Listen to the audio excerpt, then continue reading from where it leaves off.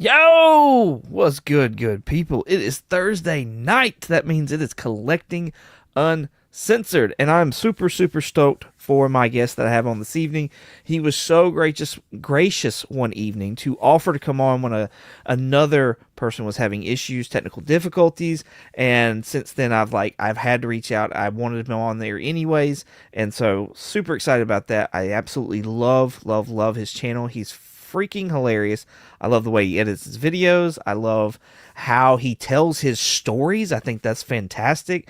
And I thoroughly believe you'll enjoy his channel if you're not already enjoying it. So, he's also got some weird shit in his collection, which is fantastic as well. And yeah, that's what we're here for, right? We're here to sit there and talk about comics. So let me bring out Ricky from All Sorts of Words.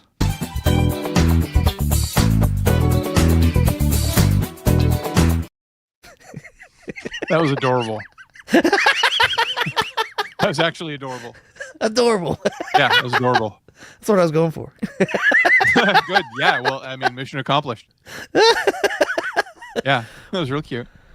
What is going on, man? I know we talked backstage, but you know, the normal chilling. shit. So, I was on another stream a couple days ago, and people were talking about like the fire grab. Like if your house is on fire and you can grab the one, but then some guy was like, I've heard of a fire box, and I didn't realize that's what I had. That's what I have. So I have like a fire box of like, I've coalesced everything that I would grab in the fire into like one place. And so like, this is it. This is every one of my big books that I'm proud of. All of them. Every one of them. I'll give you a fantastic. Look at this nonsense. All of it. That's awesome. That's my Hellboy jersey. Oh, I like that. Nice. Yeah, geeky jerseys, dude. I tell people all the time, you got to get on geeky jerseys if you don't go buy. They're like 150 a jersey, but they do it super limited, and that like tickles my like hard prostate, like my rarity prostate. Like if you tell me like, oh, like, do you want this comic? And I'm like, no, and they're like, there's only 4. I'm like, give it to me.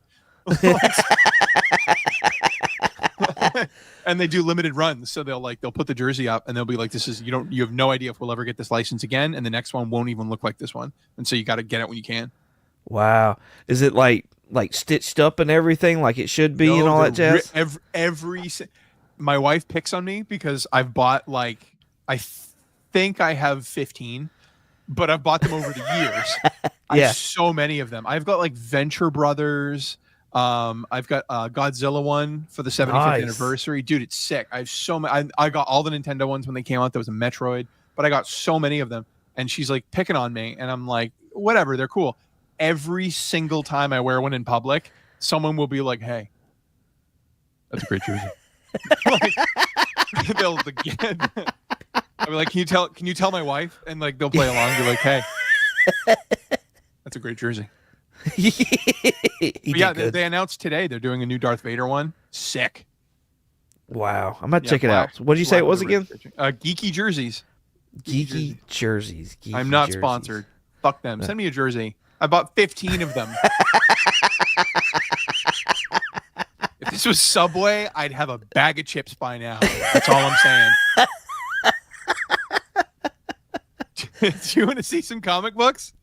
Oh, absolutely. Yes. I was going to say, we can start showing books whenever you would like. We're just going to pull from the pile and just talk shit. So when I read comics as a kid, but I wasn't serious about it.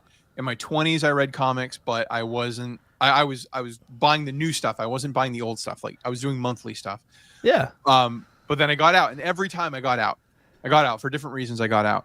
But in 2020, with all the other babies, I swaddled my way into comic collecting again. But I had very specific goals from the beginning because I knew I was playing with grown-up money.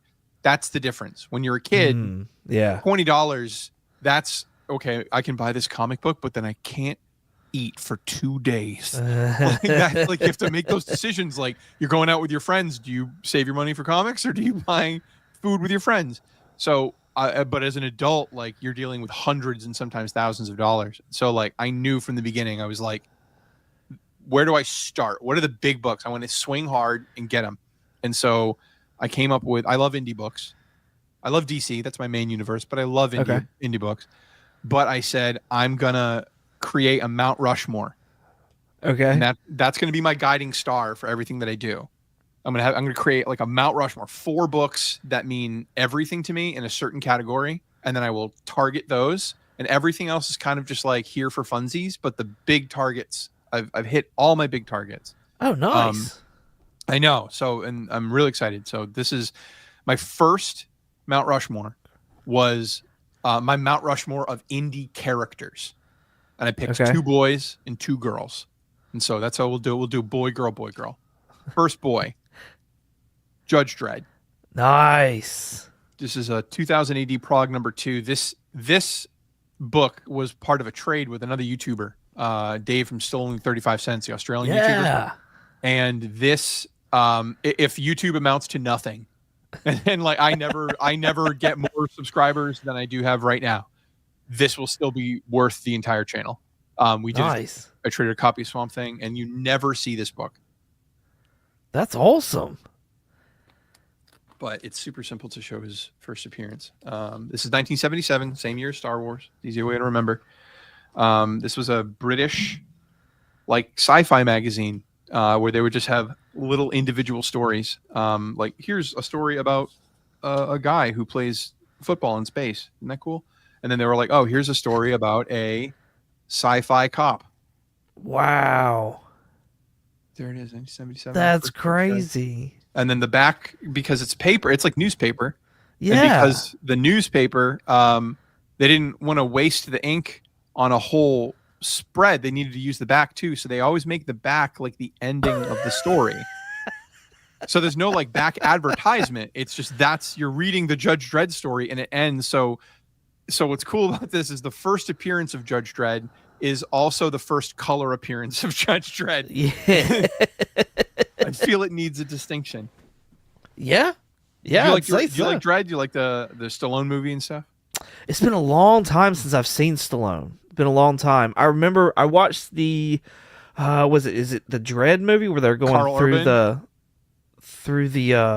the apartment complex? Yes, that's the Carl Urban movie. Yeah, that was really good. I really liked that. So I don't know how you feel about that because you seem to be a bigger fan. I loved it. Oh, I loved it. It's a perfect movie. I mean, if you haven't seen your grandma in years and she's coming over and she said, "You pick a movie," like, I mean, like, what's a safe movie for grandma? Steel Magnolias. What is it? The one on the dumb guy on the bench, Forrest Gump, and Dredd. Dredd. Any one of those will make grandma happy. But that okay. So boy, girl, boy, girl. That was a boy, so we need a girl. Hold on. This is a boy cover. I think your last one deserves it. Holy crap! I'm just saying. I love it. We'll just start off with that. This is don't freak out. Don't freak out. It's a What if I green do label. though? It's a green label. The fuck? Don't freak out. This is Evil Ernie. number 1, first appearance of Lady Death and Okay. Evil Ernie. But Lady Death was my if you were a boy in the 90s and your penis worked, you know who Lady Death is. I don't whatever age. If you went to a comic book store, Lady Death was huge. It can't be understated how like popular her like sexy books and sexy covers. Okay. She's nowhere on it.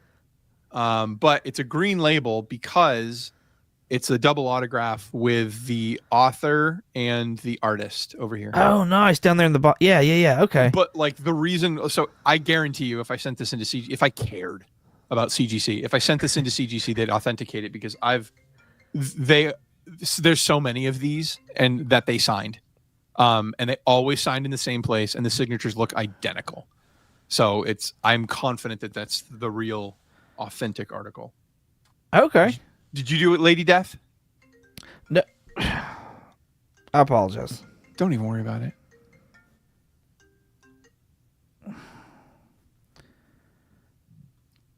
My wife is out of town, and so she's trying to FaceTime me. She's not watching your stream. Right?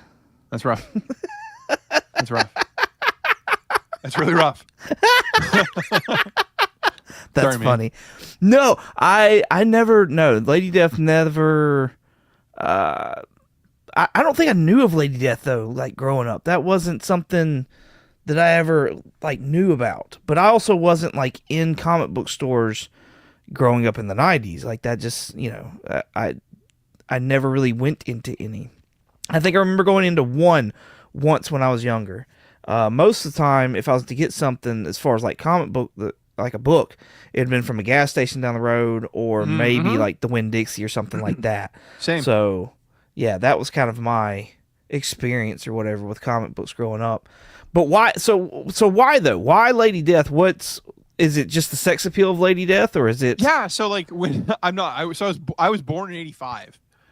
So Okay. like I had a situation like yours where we had a small country store in my town of Deerfield, New Hampshire. Okay. Literally, yeah, it was aptly named because we had fields and deer. That's what we had. That was it. But we had a little country store called the Blue Bowl, and she had a magazine rack, like a wooden one with all the different magazines you could get, Popular Mechanics and whatever. But she would order some comic books, and so you'd go in there, and when she didn't return books that didn't sell, that wasn't the deal she had. She would just get chunks of books and she would put them on the shelf. So if you didn't buy the books and they didn't sell out, next month when she got the next issue, she just put them in front. She put them in front. And so like if you've never read a book of a certain series, you could walk in there and see that like X-Men's piled up like 15 issues deep. And so if you just want to read a continuous, you can just grab 15 issues of X-Men. So me and my friends, we like divided and conquered. And we were like, okay, you'll be the Batman kid, you'll be the Spider-Man kid, you'll be and then we just handed them out. And so then like we had a little library of like rotating. That's how we read. Nice. But we did have a comic book store in Manchester, New Hampshire, which was 35 minutes away. But I lived in the field of deer. So we only went like once every 2 months. I could like beg my mom to take me to the comic book store. And when we did, Lady Death was the sexy lady on the books. My mother would have never in a million years let me have a woman more attractive than her in the house. So I would never have him. But as an adult, when I'm making my list of like, to me, what is iconic indie characters? That's when I was like, she goes on my Mount Rushmore. I think of her. I think of indie books. Okay. So what about Dredd? Yeah. So it's the Mount Rushmore. So 2 boys, 2 girls. Right. But like, what's the appeal with Dredd? Okay. Like what? Why? Okay. Not to make it dark, but I had a really shitty narcissistic dad. Okay. But he did love me.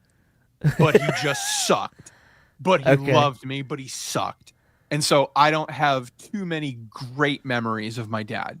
Not too many. He got in the way of a lot of what could have been great memories, but I did have a handful. And it was my birthday, and my birthday's July 9th. So I'm a summer birthday kid. I've always had the birthdays off. Yeah. So he says, I'm taking you out for your birthday. And he said, we're going to go to the movies. So what movie do you want? And I said, Batman Forever, obviously. And he goes, but what about Judge Dredd? Like trying to talk me into it because he wants to see Judge Dredd.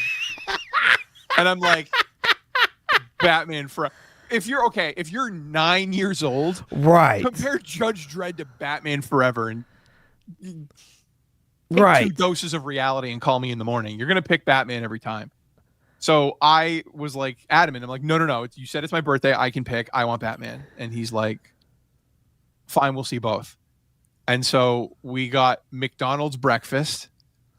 Then we went to go see Batman Forever. Then we went to a flea market where he bought me a bunch of comic books. Like it's a flea market, but like 95, they were very different animals. Like they had everything. You could find the giant size X-Men in a bin. Yeah. But it wasn't a giant size X-Men. Especially in the 90s, because that was the book that was undervalued because it was the other X-Men book. X-Men 92, is it? The first appearance of the X-Men in title. Oh yeah. That was the one that everybody went wacky for. So back in the day, in the 90s, like the $300 book was X-Men 92. Oh, Whereas okay. Giant Size X-Men was this like second place kid that like in the 90s, if you paid $300 for that one, you'd be paying like 100 for Giant Size X-Men. It was not, especially with quality. Wow. But anyway, so he bought me a bunch of books, and then right after that, we went to go see he bought me the comic books, went to the movies, McDonald's breakfast. But after the comic books, we went out to lunch at Pizza Hut. Fat. And then afterward, we went to go see Judge Dredd. And it was just this, we went home and my brother was there and I told him all about it. And I'm like, I'm like 9 and I'm like, you can suck my dick. I saw Judge Dredd. I saw Batman. Pizza Hut breath, bitch. I was insufferable. But it was just such a great day. It was such a great day. And so like I had this, that's what I do think of my dad. It so happens that Judge Dredd is also a sick fucking character with a great universe, and it's really grim, dark, and action packed and gross. And it's like a one of those, what's that? Like a Hunger Games, like a post apocalyptic. But this is the society after everything went tits up. Yeah. 94. He said I was 9 years old when that day happened with my dad. Or is it X-Men 94? X-Men 94. X-Men 94. Yeah. All right. That was a girl. Boy. This is the last boy. Hellboy. Yes. I absolutely love Hellboy. Yes. I think I paid $275 for this. I have no idea what it is right now. The market sucks, but I don't care. The market sucks right now. Everybody's losing their shirt. That's so unless it's funny. called Holy crap. Unless it's called AF-15 Eat My Ass. All these books are just like they're collapsing right in front of our eyes. I think everything's flattening out though. I think it's like getting back on that like where it should have been. Like the normal. I hope so. Yeah. I hope so. I mean. But do you have this one? I do have that book actually. Ooh. Do you have a higher grade? I bet you do. I don't know that I have a higher grade. That's a 9. No, I don't know that mine's a 9.4. Mine has some color rub. Okay. I buy the deal. Yeah. That's where I'm at. Like if there's like a 9.8 and it's this much and then there's like a beat up one, I'll buy the beat up one, which will be evidence in the next book for sure. No, for sure. This is Vampirella #1.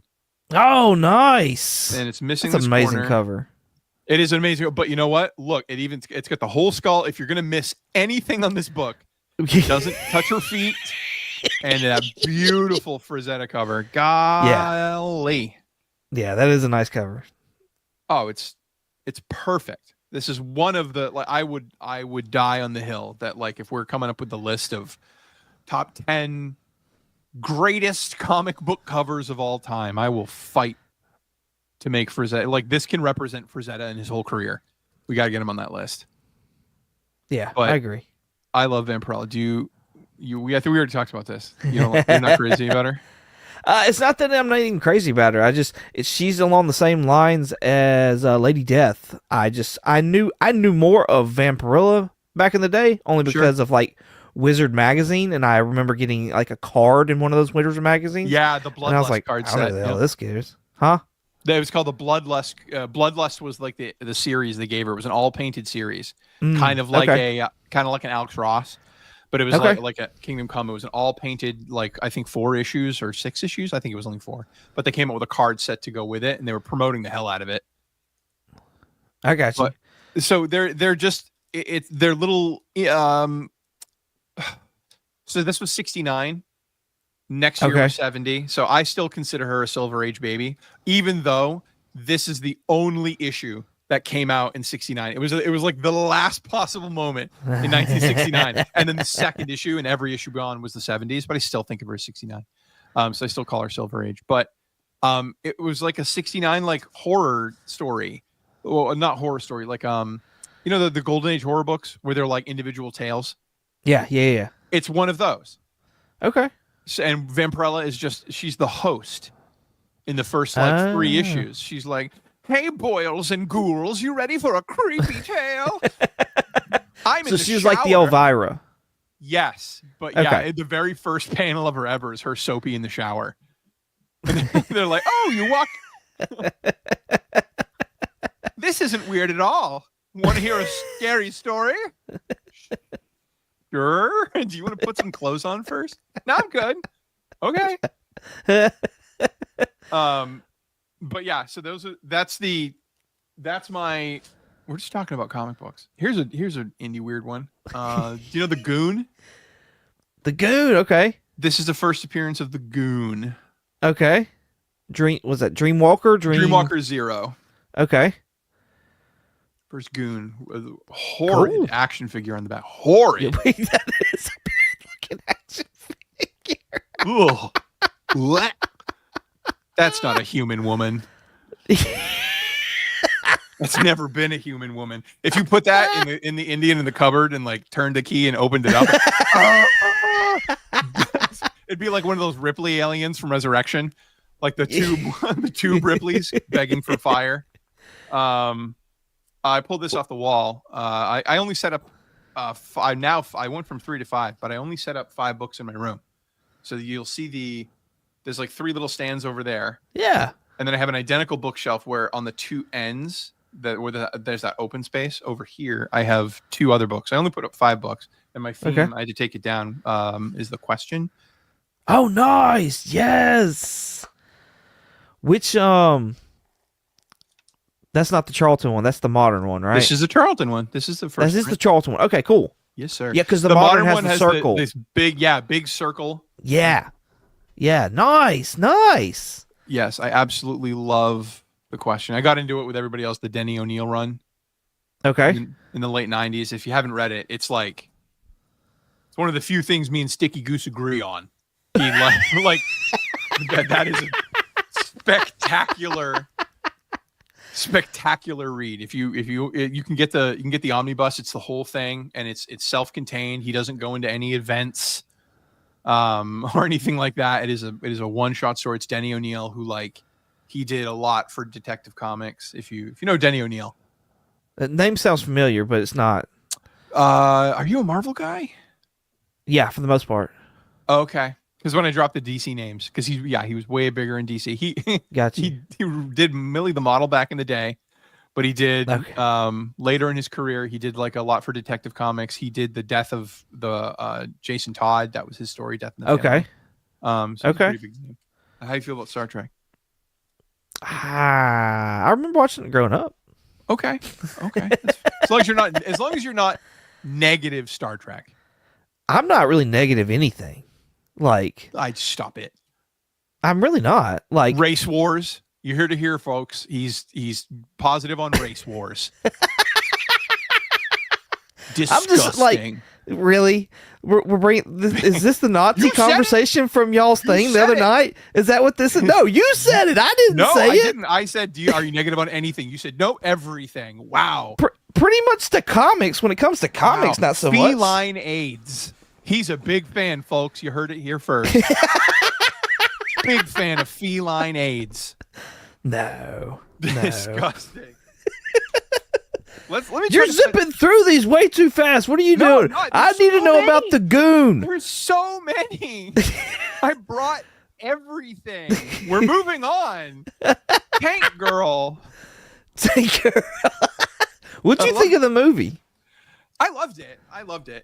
Okay. I love the Tank Girl movie. Malcolm McDowell, I met because of that movie. He played the villain. Okay. Dreadful man, but it was. I loved the movie. Yeah, Tank Girls, and then Jamie Hewlett goes on to do the art for the Gorillas. Like the Gorillas. Oh yeah, the music video. band. Same dude. Yeah, cool.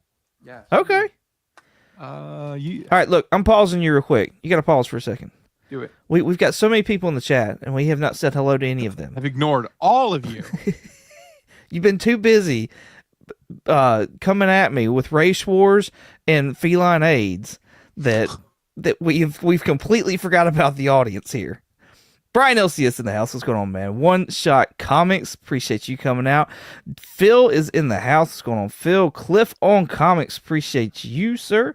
Jonathan is in here as well. What's going on, man? Appreciate you. Let's see. Jonathan said he stopped collecting comics in high school when girls got into the picture. Girls were greater than comics. They still are. Okay, there you go. They still are. Comics are a distant second. Brian is the law. There you go. Nate. Third, I forgot about dogs. Women, dogs, comics. That's solid. That is solid. I'm right there with you. Keith Urban Dread is great. Stallone Dread is a guilty pleasure. Agreed. Says Nate. Appreciate you, Nate, coming and hanging out. Kenneth Bird in the house. What's going on, homie? Trop and Drop 2013. Appreciate you. There's my honey. Hey, honey. Love you bunches. Let's see. Berdazzle is in here as well. Appreciate you coming out. And Digger Jim. Thank you. All right. Ricky. We're just going back in. We're going back in. There's so many. Oh, yeah. That's why I tried to go through them quick. Cry for Dawn #1 is a what the heck is that? First Dawn. She was another one of those 90s erection inducers. Okay. This is not like a great first impression of her, because every other cover after that is really hot. Like, okay. They're all super hot, but like it's her first appearance, and there's like not many people get it. I don't know why. I've never even heard of that character. That hurts. Educate Star me. Trek. Sorry, she's like a cop for witches. So like when people mess with witches, she's the law that defends witches. So like goblins and demons will show up, and they'll be like, "I'm gonna inconvenience this witch," and she'll be like, "Fuck, you are." And then that's the whole story. And then they try to add depth, but so is she like a female John Constantine? Not even a tenth as cool. But Constantine doesn't have breasts, so he loses in that category. Well, he does, but they're not. Are we talking about the one from the Netflix show on Sandman? Oh no! I mean, I guess they're pecs. Johanna Constantine. You don't care about Star Trek, but Star Trek double cover. Oh, nice double cover. Yeah. So is that the first of the Next Generation? First of the Next Generation. I will say, cool. And I always try to tell people, don't overpay for a double cover. I have no data at all that the double cover is rare, because I've seen so many of them at once. Like, I'll go to like a convention and I'll meet like 3 people with one, and I'm like, that's unusual. And then you go on eBay at any given time and there's like 40, and like there's an equal number of not double cover. So like, I don't know if it should command a premium because it seems really common to me, but I always like it. It's cool. It's a cool thing to have. No data. See what he did there? That's good. That's good. I'm not that clever, but maybe I am. Maybe I am that clever. I assume that's the first appearance of like Jean-Luc Picard and Data, Geordi LaForge. Yeah. Dr. Crusher. Riker. Who can forget Riker? I met him. He was very nice. I almost did. I've heard that about him, that he is like a pretty cool guy. I think he's from the beginning, and the way that people tell stories. Like, I read the Brett Spiner what is it? Autobiography. Like, okay. I like to read the autobiographies of the Star Trek people. Okay. But so Brett Spiner, the way he describes him, and like the way he was when he was with me, and the way I've seen him interact with crowds, like, he's just really cool. Like, that's his thing. He's just the cool guy, and he's that way all the time. Nothing. He's unflappable. Nothing stresses him out. He's just a cool guy. So I think that that's a great personality trait to have. I think my pop's favorite character from that was like Q.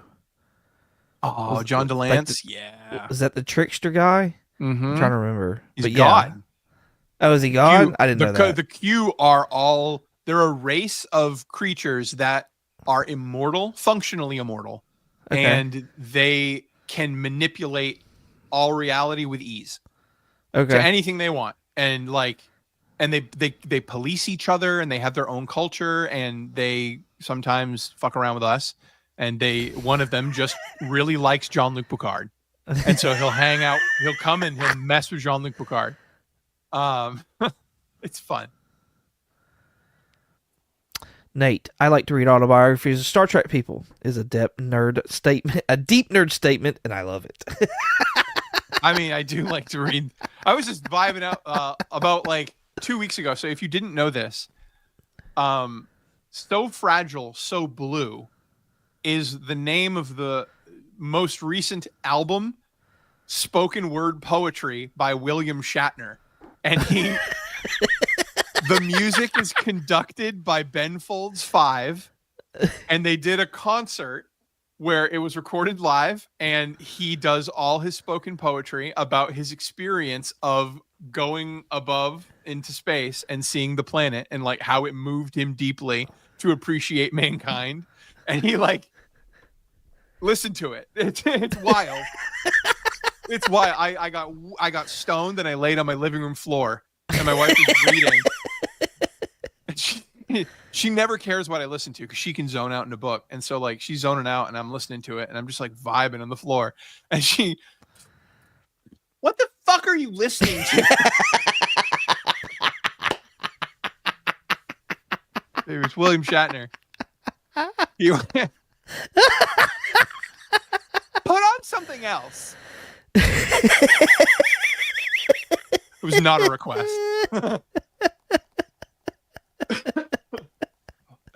You found her limit. That's Yes, Shatner albums are so wild. I haven't heard that one. It's in the queue. It's brand new. It's brand new. I think it came out in 2024. It's brand new. Okay, here's a weird one. So I know that if anyone here has followed my channel for any length of time, some of these books they're repeat books that I show because these are just my biggest hits, right? And it's your firebox. It's my firebox, but I was watching the dudes from the Mythbusters, but not the Walrus. Not the Walrus, the other one.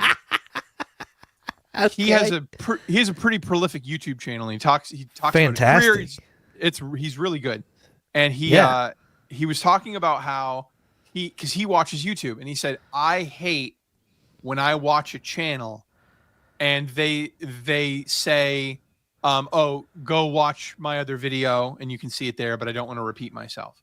And he said, like, YouTube, you get in front of so many different people that like you really like there are always people that haven't heard that story. There are always people that haven't seen that book. And so like even though I've talked about this book I think 3 times on my channel, I don't care. It's special. Okay. Wow, cool. This is the Montgomery Ward free giveaway from 1939, where they packaged it with their big book catalogs that they would send to farmers. Like, hey, you need a new toaster, Jethro, and we'll put it on a train for you, because that's how Amazon worked back in days when candles were used. But so they would package this in with their catalog, and this was they made a funny animal book with a guy named Robert May. He was a copywriter for Montgomery Ward. Like, he would write descriptions for sleds and shit. And so they were like, we want to make a children's book that we can put in with our December issue, and we'll send it off, and everybody, well, it was a November issue. We'll send it off, and everybody will have a free Christmas book to get excited for the holidays, and maybe they'll buy more shit. And so this is the first appearance of Rudolph the Red-Nosed Reindeer anywhere. Wow. This is where he came from. This is the original Rudolph the Red-Nosed Reindeer story, and I absolutely love this book. And I've had people tell me all the time, they're like, that's not a comic book. And I go, suck my dick. How is it not a comic book? Look at this shit. You've seen comic books that look just like this. Get the hell out of here. But the coolest thing about it, and I always have to just for the people that don't know this, because I don't want the world to forget. I want this on the internet forever, because it's just such a weird story. So this came out in November, right? It went over like gangbusters. Like people flipped out, and they were like, "My kids love this story about the Rudolph with the radioactive face," and so they demanded like, "Can you send us more?" And so the month it came out was November. Immediately the next month in December for the holiday season, they came out with the second print. So it wasn't like the first print was in 1939 and then in 1941 they reprinted. They immediately reprinted it. Wow. The only way you can tell the difference between the 1939 November and the 1939, I think there's even a late November that makes the change, but I've seen most of them are in December. There's a part in the story where Santa Claus almost hits a plane, right? But it's a tri-motored plane is what they call it. Okay. And barely missed hitting a tri-motored plane. We don't know why. We only have guesses, the wider collector community, but the next printing changed it to a 4-propped plane. Someone somewhere said like, that's not a modern enough plane. Make America look good. And so like they immediately made it a bigger plane. But they only did that for subsequent printings. So if you want to know if you're looking at a first print, it is a 3-motored plane. Every other printing is a 4-motored plane. Wow, that's cool. Holy crap. I'm just saying, that's freaking Rudolph the Red-Nosed Reindeer, for God's sakes. Let's mix it up. I don't want to talk. I just talked about those. You want to see some Vampirella? Just like, because you said famous, you like cover artists. You Yes. like covers? You're a cover guy? I like a lot of things. We've already gone over this. I don't hate anything. Oh, right. Feline AIDS. We literally can't go 5 minutes without this guy bringing up feline AIDS. It's awful. Spay and neuter your pets. This is a Loon cover. Nice. Very pretty. We're gonna go through these pretty quick. You said it was who? Loon. Loon. Okay. This is Megan Hetrick. Oh, cool. That's different. Oh yeah, this is my favorite modern Vampirella. We're gonna see my favorite modern classic Vampirella. She primarily keeps that one outfit that she has on her issue 1. Yeah. But they do play with her all the time, and I'll show you some fun ones. But so she's primarily in that outfit, but like they do like to mix it up with different styles and I was gonna say I like that one. So this is my favorite modern Vampirella, as in it is not a classic outfit, but it is a modern cover. Peach Momoko. Okay, I like that. Peach is hit or miss for me. I agree. I totally agree. When she does stuff that looks like doilies, I'm not crazy about it. Yeah. Yeah. What's going on, Figure Drawing? Thanks for coming and hanging out this evening. Art Germ. Oh yeah, nice. Yeah. He makes just such beautiful women. When he tries. I think Sometimes. his earlier stuff is uglier. Some of his early stuff, like that Superboy cover, what he did with Crypto. I love that Crypto's on it, but he does look a little broken. Bruce Timm. Oh, that's cool. I mean, it looks like Bruce Timm work, but like that's cool. I didn't know he did one. He's done 2. The other one I don't have, but it's like $500. Eventually, once again, when I start buying myself things, it's 100% on the list. Jamie Tyndall. Okay. He's a little 90s for me sometimes. He kind of reminds me of Humberto Ramos. The way the stomach is. And the thighs. I can't remember his name for the life of me. You know his name. I do? I'm too high. Hold on. What's his? I know Perillo. Yes, Lucio Yeah, Perillo. That's a Perillo cover. Yeah. He's done I a do like couple of Perillo. them. I don't see. He got it before I did. Yes, I just saw that. Sorry, I get wrapped up in my comics. Yes, I have the variants. I don't know if I have all of them, but I know I have the bloody version in my box. stuffed in my bowels. This is I never know if I'm pronouncing the name correctly. Soza Micah is my favorite. Okay, is that how you pronounce it? Soza Mike. That's how I pronounce it. Now, whether that's right or not, I mean, I don't know. They're responsible for my favorite modern classic costume Vampirellas. Every single one that comes out, it's just better than the last. This is look at that. Oh, nice. Yeah. Gorgeous. Yeah. Gorgeous. That bikini hides nothing. Nothing. TSA would just wave this bitch through. I don't need to look. But then there's that one, and then there's the look at that. That's Soza as well. Yeah, this is my single favorite one of theirs. But I always obsess over her hair. I was gonna say I like the pose with her hands in her hair. I like that. And then different. I have the metal version of that, just because it really pops. That red leaps out at you. Wave dirty, that bitch through as well. Dirty Nathan Zerdy. Dirty Nathan Zerdy. Nathan Zerdy, yes. Yeah, Dirty Zerdy. And this is where she gets fun. Vampirella covers have this there's a history of them where they let her be silly on her comics. And it's so fun because I have Sexy Vampy. I love Sexy Vampy. I have a short box packed with only Virgin Vampirella variants. I swear, it's wild. And these Virgin Vampirella variants, they're just so fun. She's having a girl dinner. She's got her bonbons. I like that one. Yeah, glass of wine. She's picking That's something on freaking Netflix. awesome. That's awesome. I like that. Yeah, it's great. This one, this is not my girl dinner is my favorite, but she also teams up with Red Sonja a lot. Dynamite has the license for Vampirella and Red Sonja. Yeah, and Deja Thoris as well. Yes. This is. How cool is that? Real talk. How cool is that? Yes. And they're playing themselves awesome. with their classic costumes, so you still get their classic costumes on the screen. Yes.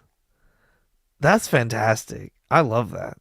Yeah, and Red Sonja's got the farm girl next door kind of outfit, and Vampy goth girl, of course. Dude, that's a great cover. And then they let her have fun. Oh, cool. Yep, they let her have fun. The phone booth and everything. Do kids even know what a phone booth is now? No, they don't. They're where does the dick come through?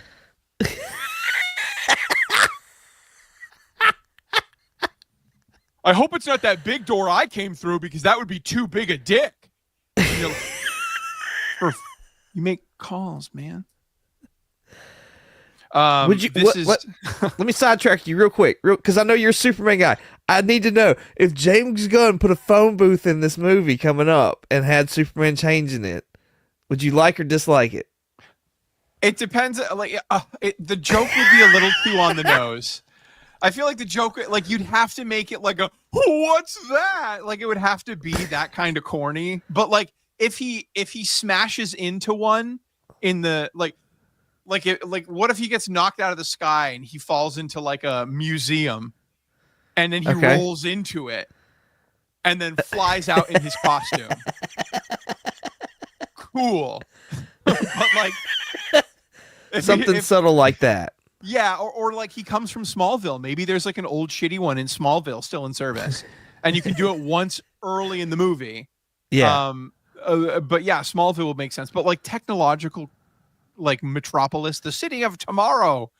Yeah, we also have a place where you can tie up your horse and buggy. It doesn't make any sense. So even Vampirella's sketch covers are clever. Okay. Because this is a sketch cover, right?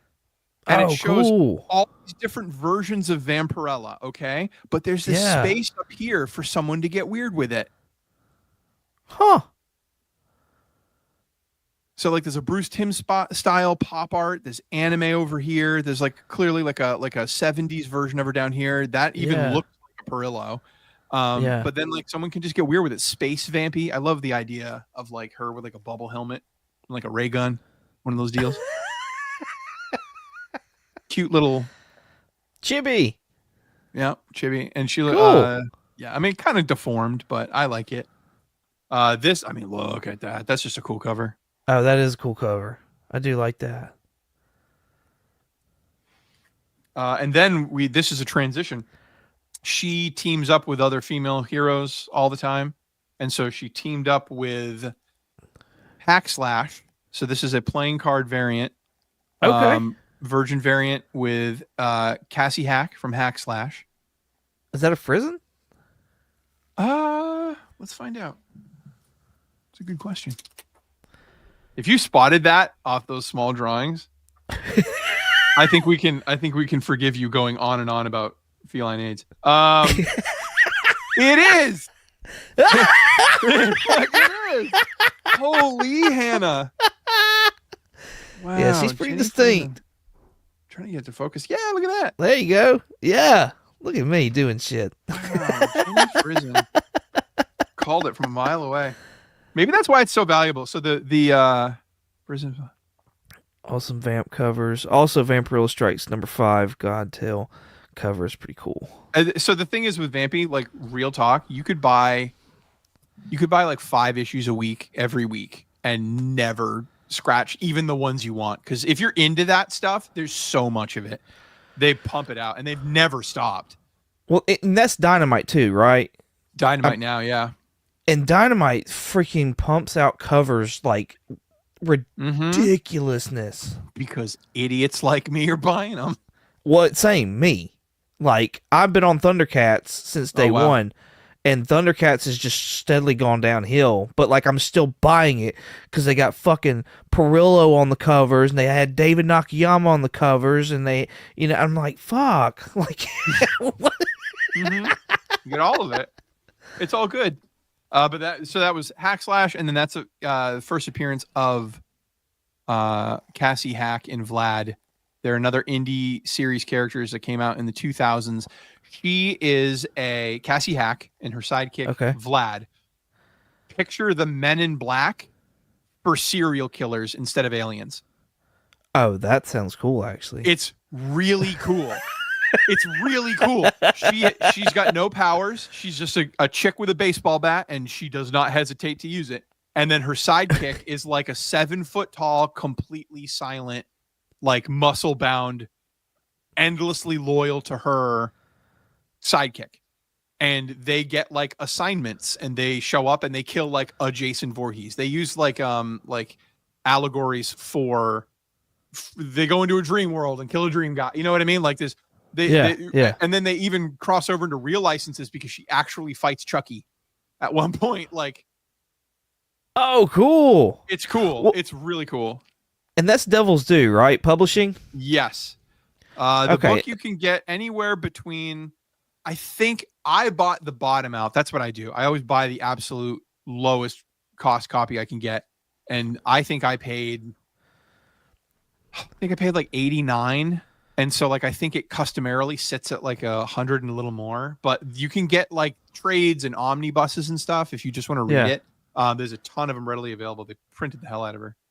Well, I was going to say, I think Devil Due had several of like the horror, like people throughout time, like Texas Chainsaw, Chucky. I think they had Halloween, Michael Myers at one point in time as well.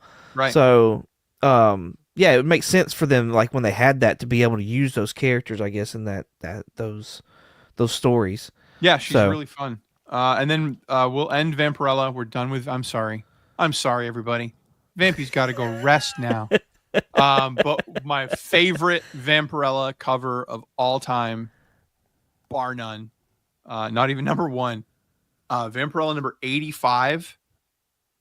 This should be spray painted on the side of a tilt-a-whirl. This should be. This should be a van. A van. Yeah, no, exactly. It's look at how unbelievably sick that is. Like, if you have a disease that you just got over, you should not look at this because this is too sick, and you'll get worse. It's so good. Yeah, and also, I mean, it is, yeah, you're absolutely right. It is a hot position and everything, but like just the ridiculous. It looks like spray paint art that they do in New York for like $25. Yeah. It's sick as Yeah. hell. Well, and I'm like, I was hoping that she'd have the bubble on because you were talking about that earlier. Of like I would her want. being. I would have. Yeah, I would have sent it right back as an editor. I would have been like, do it again. Put the bubble on there, you asshole. What are Yeah. you thinking? Oh, okay. I thought you were going to put the bubble on. No. Oh, figure draw. It says prison equals the opposite of crap ass AI art.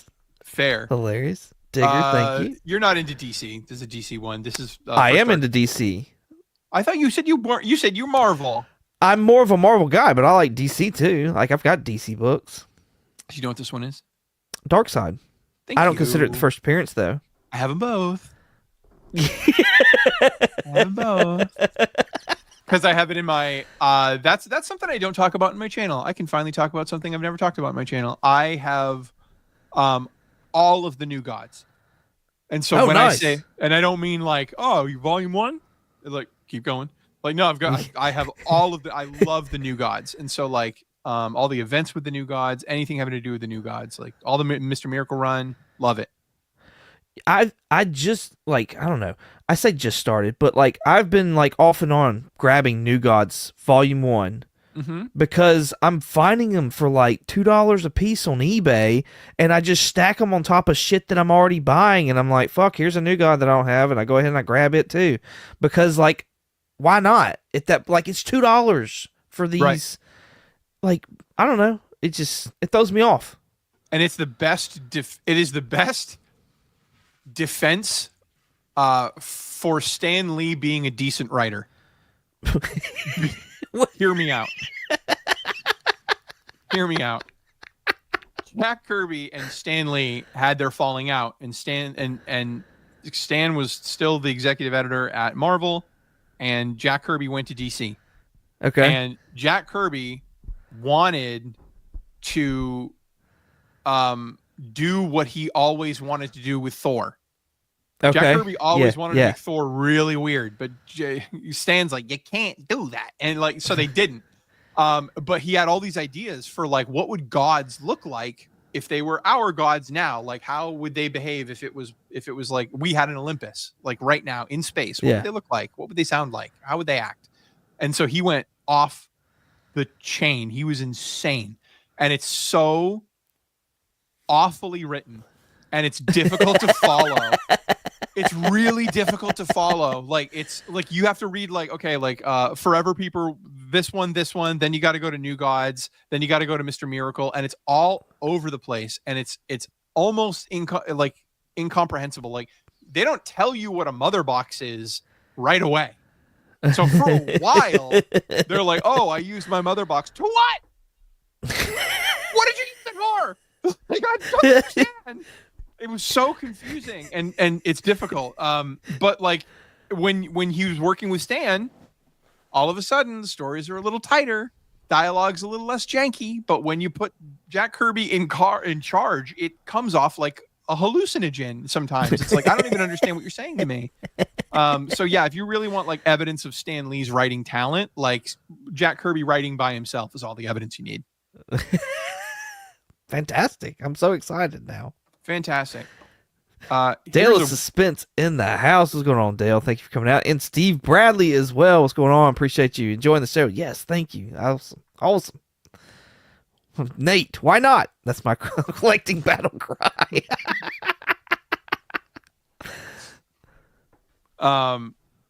This is a silly one. This is very silly. This is an Silly 8.0 1 or 3? First appearance of the Crow. Yeah. This is an 8.0 Crow number 1. Okay. That's solid though, man. And then this is an 8.0 of the first advertisement of the Crow. Okay. This is the most unhinged, ridiculous trilogy of likely graded comic books that you'll ever see. This is nonsense. But why? like 8.0 is such a weird grade, and they all fell into my lap like dominoes, one after the other. And I'm like, this can't be real. Like when the first one happened, I was so happy. It was Crow number 1. Okay. Not his first appearance, first issue of the series, not his first appearance. Yeah. And then on eBay, there was one bottom out copy. This was, I think, $375. Okay. And it was but once you bought $375, the next available option was like $650. Wow. Wow. For the next one up. Wow. And then this one was like $125. With the first like advertisement image. This was like $125, but it's the cheaper of the bunch, but it rounded them out. But they just kept falling in my lap. Now, you've said this a couple of times, and I want to hit on this real quick because I've heard you talk about it before, and I think it's interesting. And you keep talking about you buy the bottom copy. Mm-hmm. Explain your reasoning why you do that. I'll tell you how I do it, and I'll tell you why I do it. I call it the 3-swipe method, where if you thank you, Dale, if you put let's say you're looking for New Mutants 98. Okay. You type in New Mutants 98 into eBay. You go you sort it from highest to lowest, right? And then you do buy it now. And you just keep scrolling. Just forever and ever and ever. And eventually you'll hit those people that said, like, this is my popcorn bucket, New Mutants 98. Like, I don't know why they did that, but like you start to hit the ones that clearly aren't what you're looking for. And you hit that like dredge at the bottom of the search. Give it 3 more swipes. You're still not there yet. You're close. Yes. I swear on every god you pray to, this has benefited me in psychotic ways. That copy of that Charlton copy of The Question that I just showed. Okay. Yeah. I got to the bottom copy in 2021 that someone was selling, and it was, I think, $189. 3 healthy swipes. Healthy swipes. And I landed on a guy selling the first 5 issues for $89.99. Wow. And it was just 1, 2, 3, 4, 5. But the way he put them up on the image, 1 was back here, 2, 3, 4, 5. So they were stacked in a way where it was hidden, and you could see it. And you can, but the only thing that you need to pay attention with that issue is it's the Charltons in that corner. So you can see the way it's laying. There's the Charlton. That's a first print. I don't even need to see. Maybe the rest of the cover is torn in half, but for $89.99 for the first print, this is great. And so I got that one. I've got so many deals like that where it's like I paid like $15 for a book where the end of the main list was 50. Swipe, swipe, swipe. Oh shit. And you know what? 99% of the time it's not there, but that 1% is a story you'll carry with you forever. Yeah. Yeah. I can see. Yeah. I'm gonna have to start doing that, dude. Okay, well that was the how. So what's the why? The why? Because I'm cheap, and I want it. Okay. Well, I heard you explain one point in time. Maybe, do you want me to give this away or not? Give it away. I don't even remember. Oh, okay. So I heard you explaining at one point in time of like when you go and you find a book that you're looking for, if you buy the very bottom one, as soon as you purchase that book, it instantly is the next price up because that's all that's available at that point in time. Yes, it's a weird mathematical phenomenon that like if there are just stick with me. It's an analogy. Okay. If there are 10 apples, right? There's only 10. 9 of them are being sold for $9. Yeah. 1 of them is being sold for $1. Yeah. If I buy the $1 apple and remove it from the marketplace, immediately that $1 apple is now worth $9 because that's the only comp. Right. So like by buying an $89 version of that book, I immediately owned a $189 version of that book because the next lowest one is 189. So you're kind of like instantaneously inflating the value. And I think that's something that like resellers and flippers have known for years. Because just think about it. If they go to a flea market and they find a first appearance of Swamp Thing for $1, it is instantaneously $700 based on whatever the new lowest one up is. So like they've been doing it for years. That's the principles of their business. But like if you're a comic book collector, you're probably going to be holding it for a long time. We're not flippers. We're collectors. We put it in our house. We have it in boxes, and we like to take it out and look at it and tell our friends and talk about it on YouTube. Like we're not stupid. And so like this is what we do with our free time. One day, eventually, inevitably, invariably, every single one of us is going to die. And the closer you get to the end, the more you realize collectibles are not yours. You don't own a single collectible in your house. You are a custodian for the collectibles in your house because one day you will pass them on to the next person that loves them. Yeah. That's how this works. But that's the only way they survive. We give passion for passion. I will give you this thing that I know everything about. I will teach you about it. I'll make fucking stupid YouTube videos about it, waste my life online. And then one day I will pass it on to the next person that hopefully I've educated that loves it. Yeah. Cool. No, I like all that for the most part. For the most part. Well, so like I agree with you. Like as soon as you buy something or whatever, the value could instantaneously go up. However, like going back to those apples, if my apple is not of the same grade or if my apple is not of the same standard as those other ones at $9, then it may still not be worth necessarily $9. Sure. Yeah, it's a flimsy analogy. It definitely illustrates my point, but you're absolutely right. Comics, it's not always true, but it's mostly true that what is it? Condition is king. Right. But I mean, here's a book that like this. Okay, I'll show you a book that doesn't matter. Okay. I'll prove it. I'll prove it wrong. I'm getting my holy crap button ready. Doesn't matter. Oh, nice. Yes. Does not matter. That's a 4.0. It doesn't matter. Nobody cares. That looks really good. That's a really good looking freaking 4.0. See, I also really try to buy like, I mean, look, when you're in for a book for like a couple grand, you want it to at least look as good as it can for your price point. You know what I mean? Right. Absolutely. Like Mike from Lunch Money Comics has I think his X-Men's a 2.0. You'd never know. Oh, yeah, this is not. Yeah. It's really low, but it's a beautiful book. Right. Holy crap! And then I don't care. These are my favorite. I'm leading up to my favorite books of all my favorite DC books. That's one of my favorite DC books. The Supergirl. Okay. One of my favorites. I could see that going up here soon as well. And then this, I love the Legion of Superheroes. And nice. Okay. For Superman fans, you know, it's a really hard book to come by in general. But if you're a Superman fan, like Superman and the Legion of Superheroes were indivisible when he was a younger character, like the Superboy character that was really popular. A lot of people don't know this, but like the Legion of Superheroes in the 70s and 80s was like the #1 book for multiple years.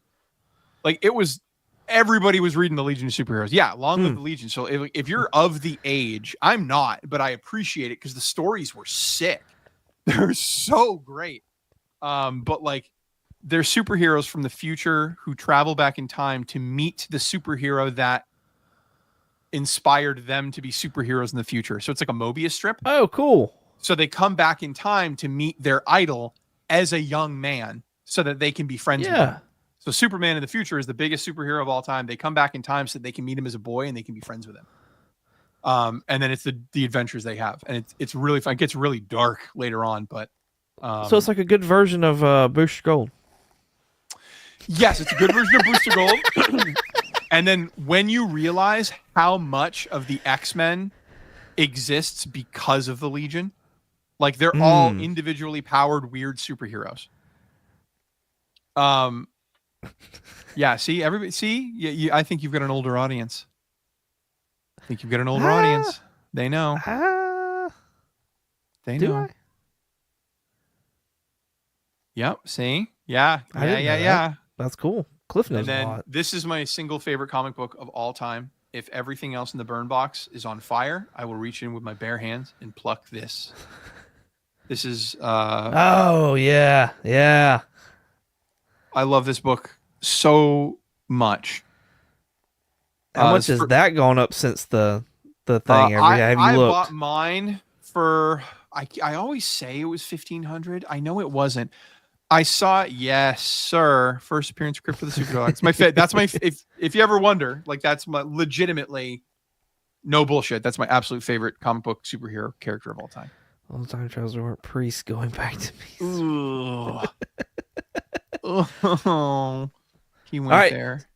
So, you put a video out. You put a video out when you did your reaction to crypto. So I don't want to spoil anything. I want people to go and watch that video. You can talk about it if you want to, but I'm not going to ask any questions. It's just Crypto the Superdog is my favorite superhero character. He's an allegory for all dogs, not just the dog of Superman. Yeah. I see him and I see every dog I've ever had. I love that little boy. I talk about him extensively on my channel. I think I paid.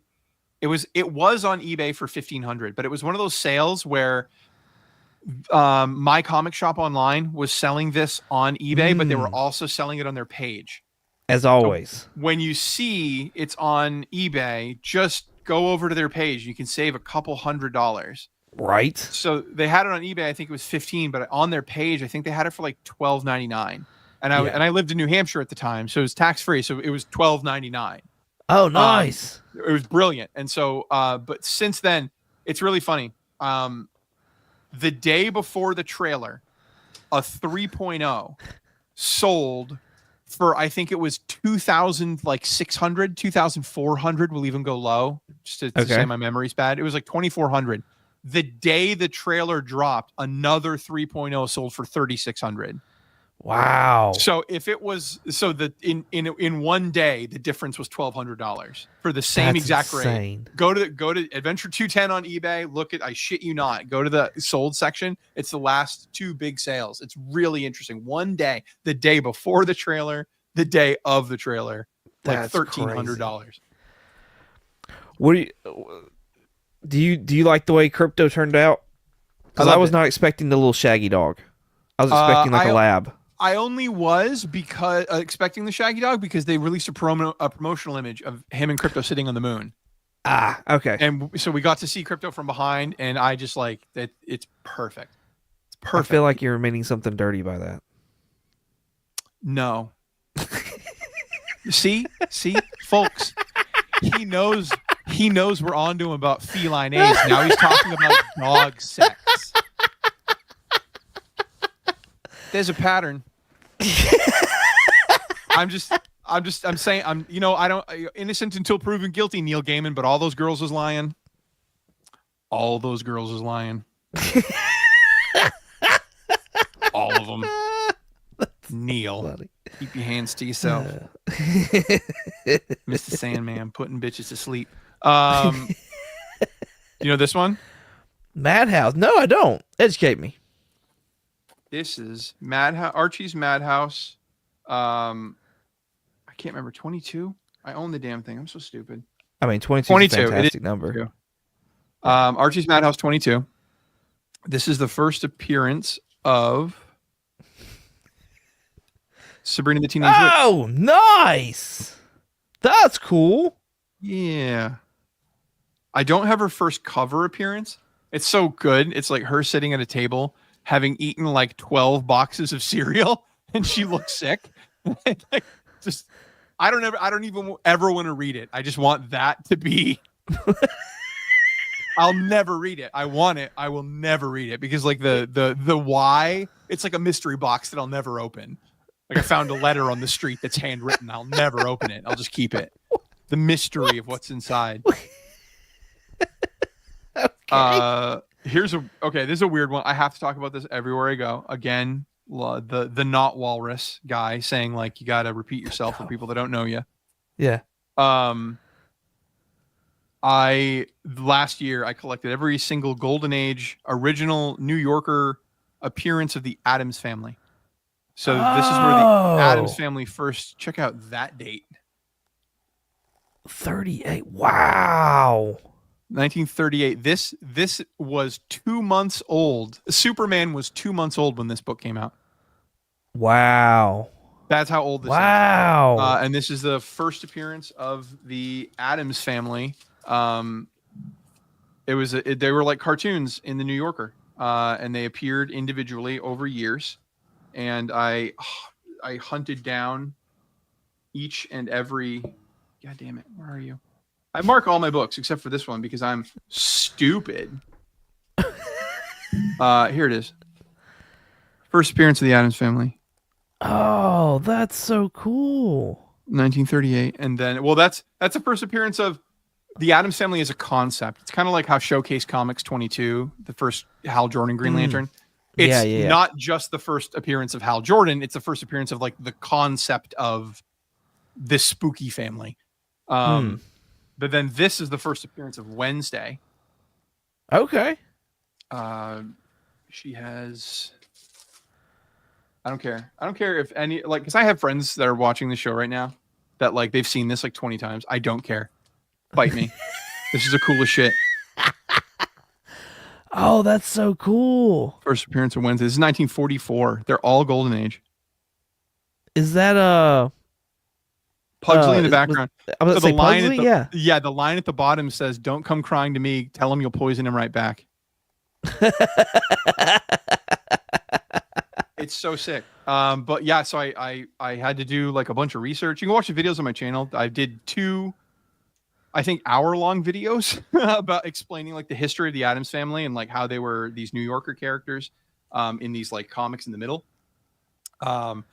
Okay, so here's the reason why I really don't want to. I've never slabbed anything because if it is slabbed, I break out some things. Like I bought the first issue of, I think it was a 9.4. Fuck you. It was a 9.4 of the Ice Cream Man #1.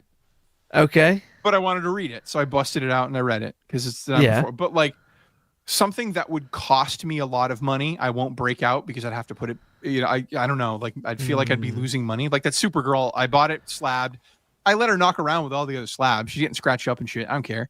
But like, it's my book. I don't slab them because it's like some of the take the Crypto cover. Crypto's on the cover. Right. I could open it and I could read it, but he's on the cover. He's right there. It's already in a slab. Right. If I got a raw copy and sent it in, they're going to charge me a crazy premium to put it in a slab. Yeah. But these books, like, they're for me. You can't see Wednesday Addams on this. Right. I can't pull it out and show you people who you like. Realistically, I'm not trying to like toot my own horn. I'm saying like most people have never seen these like Addams Family books, and still some of them they were never even on the internet. That first one that I showed you, that 38, this is like the 5th time it's ever appeared on the internet because it didn't exist. Like nobody ever filmed that. I own it. Here it is. Look at it. Yeah. So like there's only 5 videos of it on the internet, and this is one of them. Wow. So every single time I can show the Addams Family, I show it because it's weird and rare shit. No, yeah, I never even knew that was a thing. But there are 3 Virgin variant modern Addams Family comics that came out as a tie-in to the animated movie, the DreamWorks joint or whatever. Yeah, the most recent one. Yes, but what's funny is, you know how there's like holiday covers? We made a Christmas cover. We made an Easter cover. No, so they made a Halloween cover. That one's fine. Of course. It's cute. It's fine. It's got all of them there. It's a house in the background. That's neat. Yeah. But have you ever seen a Spanish birthday cover?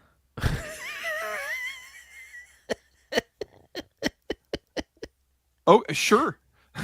Why not? And it's a gag in and of itself. Like he's like doing the piñata, which is bees, and he's going right into the crocodiles, and he's surrounded by bear traps, and the parents are just like, that's hysterical. But then they also made, for the last one, because it's this weird trilogy, they also made a wedding anniversary variant. Nice. So if you want to, if it's your wedding anniversary and you want to put something up around the house, and like Wednesday's embarrassed and they're kissing on the cake, and this is great. Oh no, I like it. Rich from Comic Cap Collectibles in the house. What's going on, homie? Thanks for coming out. Here we go. Figure Drawing says, but you can read a zillion comics for free online, even vintage comics. Do you do any kind of digital reading? I do digital reading. If I remember when, you guys don't know this, but we were talking over Instagram when we were organizing this, saying like I'm going to ask some questions, like what are you a collector? Are you a cover collector? Are you a reader? And it's like I was thinking about that, and I was like, if you don't read this stuff, it would be the equivalent of collecting sports cards without watching sports. Okay. Like why would you? Like, where's your emotional connection? Where's your connection to like the drama of the sport event and like the major league series and like, oh, I'm getting excited, there's a game tonight. Like, where would that excitement be if you didn't read these? Like, if you just bought them and put them in a room, why not stocks? Why not anything? Like, why comic? It's because they're really cool stories and they're really cool characters. So like, I think all of us in our hearts are readers, to some extent. But yeah, so I do read them online. But the reason why I collect them is because I will never own Crypto the Superdog. Like, he's a concept. He's an ethereal thing. Like, he's a character that doesn't exist. I can't own Crypto the Superdog. But I love him so much, I want to own Crypto the Superdog. How can I get as close as a human being in this shitty corporeal form can get to owning Crypto the Superdog? And it's by buying his, variant covers, by buying his first appearance, by buying action figures of him.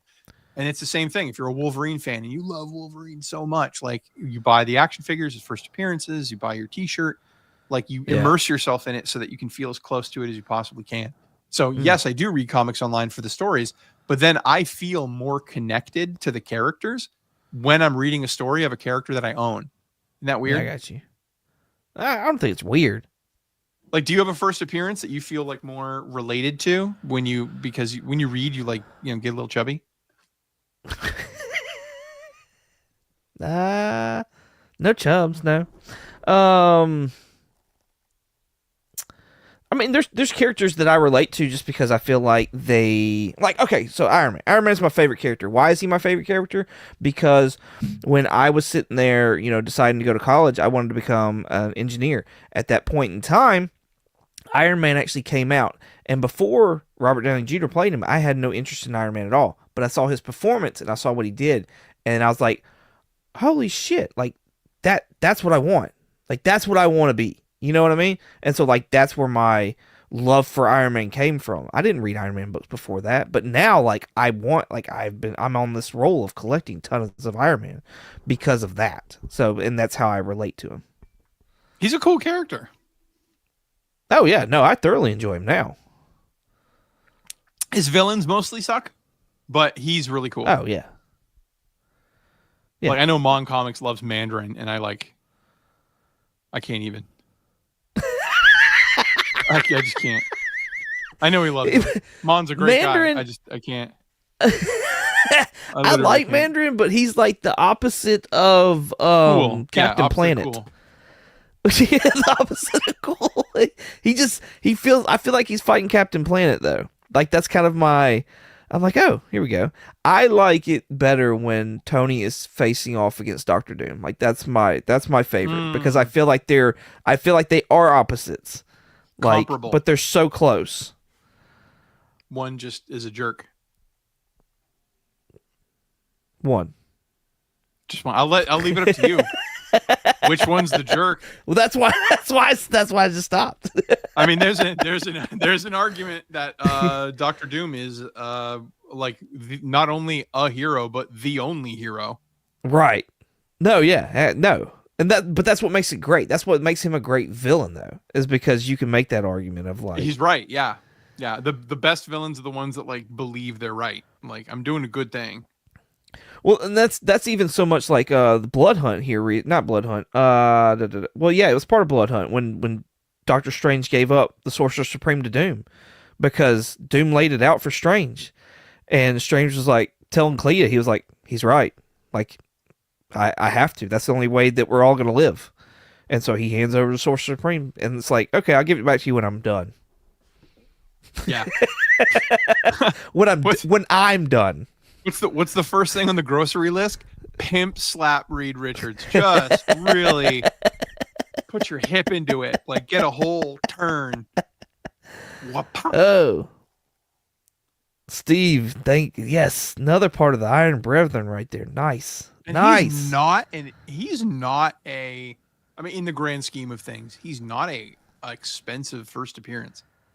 Like, that Tales of Suspense, I believe, is probably like the cheapest of the original Avengers. Yes. Like Thor, yeah, I know you can get. I saw it yesterday. I was looking up just for funsies. I think you can get like a Thor 2.0 for like $2,000. That's pretty cheap. But like Iron Man's in the same area. You can get a cheap. You can get a low grade, relatively cheap. Like Spider-Man, the lowest you can pay is like $25,000 for an AF-15. Yeah. The lowest you can pay. Yeah. The lowest you can pay for a Hulk. The lowest you can pay, I just looked, is like 14 to 15K for like a 1.5 green label. Married cover. Hasn't worked through any of its emotional issues. I think Iron Man, I mean, of course it depends on the grade or whatever, but on average it's around like $2,000 to $4,000. Yeah, so which I mean, that's what I paid for Supergirl. I paid like $2,500 for Supergirl.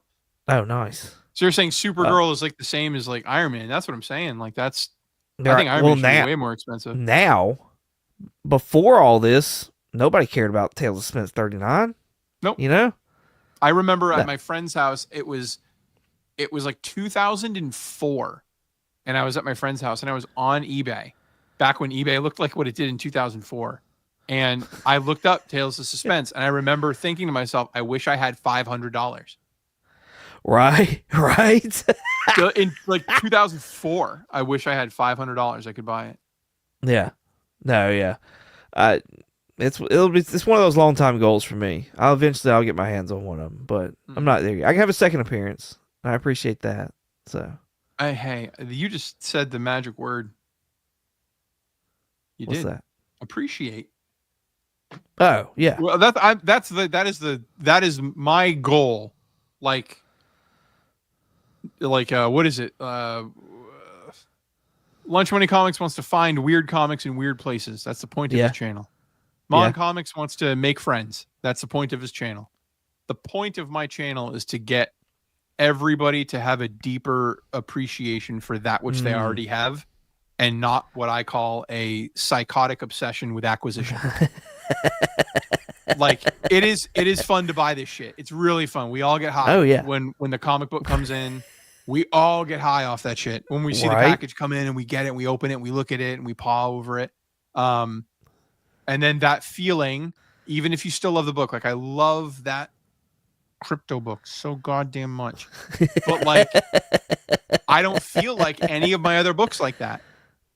Yeah. I don't. Like I cannot. If you can isolate what the favorite book you have in your collection, that's great, and you should cherish that.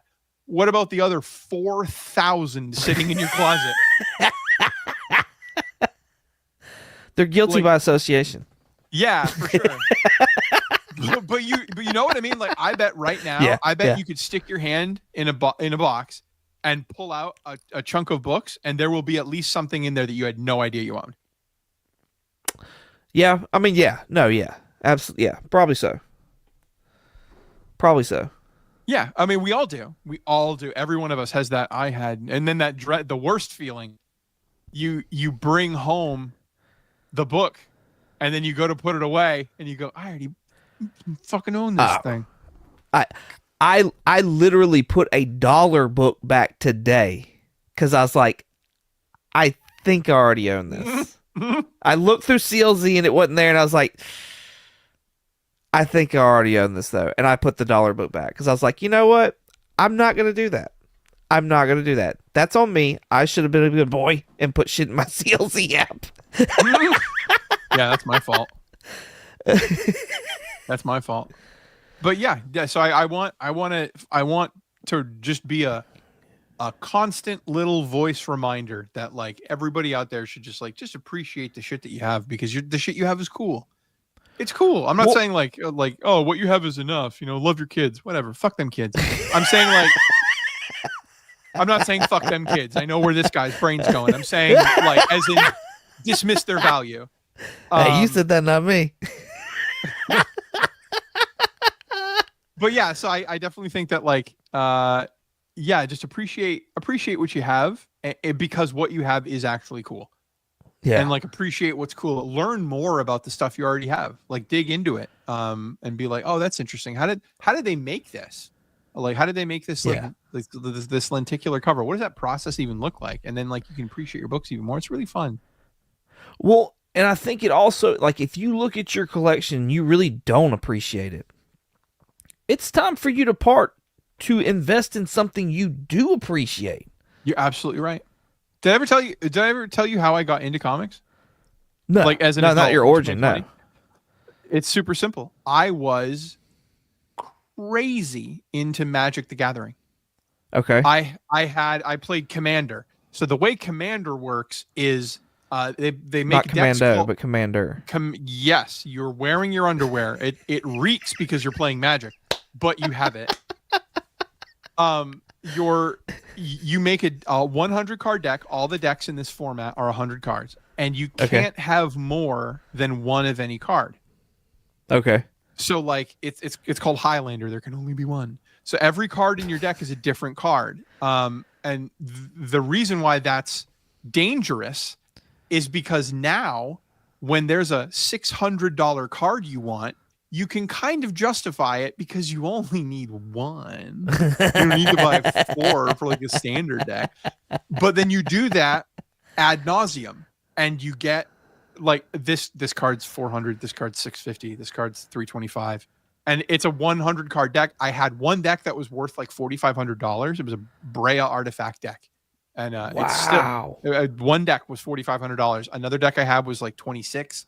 I had thousands of cards, thousands of dollars in cards, and I kept them all in individual deck boxes ready to play. So whenever I meet up with my friends, I can play Commander, and we all played Commander. That's like the most popular format. And I had them in a big tool case. Like it was a zip up tool case. It was meant for like heavy duty tools, but it had all the decks in there. So this is my kit. Anywhere I go, I can play Magic the Gathering at the highest possible level with the coolest goddamn cards. And it was really fun. I realized in 2020, after the pandemic, and then even before the pandemic, it had been 4 years since I sat down and played with another person. And all I was doing was buying the new cards that would come out, upgrading my decks, and then having no one to play with.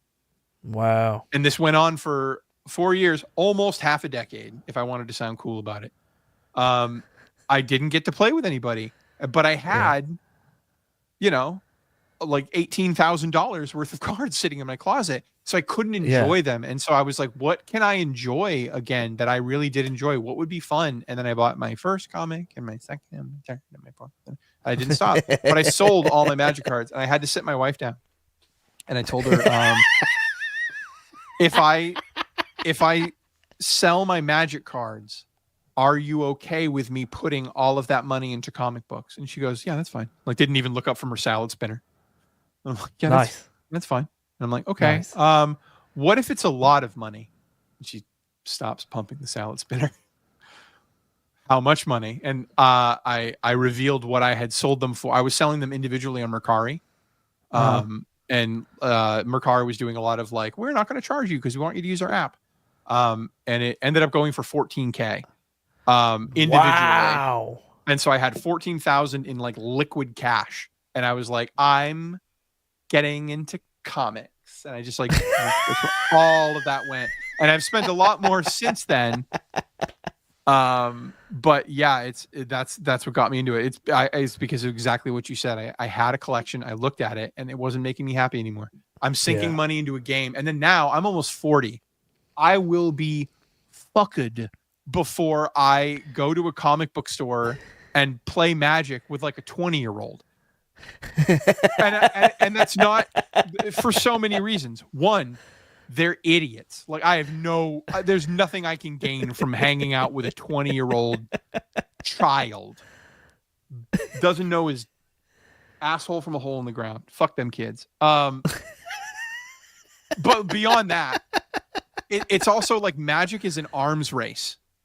So if you and I sit down at a table to play Magic, right? It's my deck versus your deck. Right. How much money have I put in my deck to make my deck the finely tuned machine that it is? Gotcha. When you and I are talking about comic books, I can show you the first appearance of Godzilla and say, like, isn't this really cool? And you can go, yeah, that's cool. And we share in this experience together. Yeah. Yeah. But when we're playing Magic, you don't get to go, oh, that card's really cool because it's currently pushing your shit in. And yeah, I have a cool deck, but it's cruel, and I'm trying to inflict my cool deck on you. So it always had this upper limit of like, this is how much fun you can have. Yeah, Warhammer, I like the books, but yeah, so like I wasn't getting enjoyment out of this. Like, I mean, I sold them for less than they're worth, but like I say that like I wasn't getting enjoyment out of a closet full of like $16,000 worth of cards. Yeah. So I got rid of them and I got into something that I do love, and I love comics. This shit's awesome. What's so kind of ironic with your story is that a lot of people who have gotten into comics and started doing YouTube is because they've got these collections and they're enjoying these books, but they have nobody to talk to about it. That's me, 100%. I have no friends into this shit. I have no friends into this shit. My best friend in the world is named Chrissy, and her and her husband, they're not into fucking comics. My friend Ty, who's coming up to sleep over my house in like not this weekend but next weekend.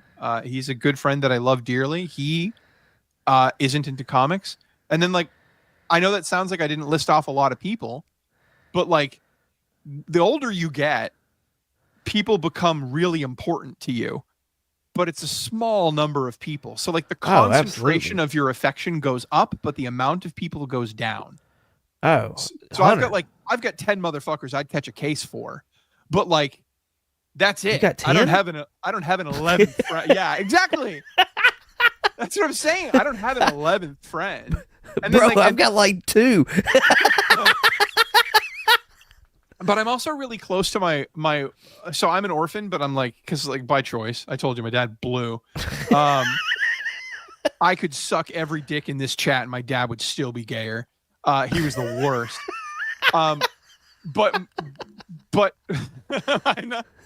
I was like I like distanced myself from my parents later in my life. I like did not talk to them at all. Especially towards the end for my dad. And so like I became really close to my wife's family. Okay. And so like she has 2 brothers, and personality wise, they're just like me.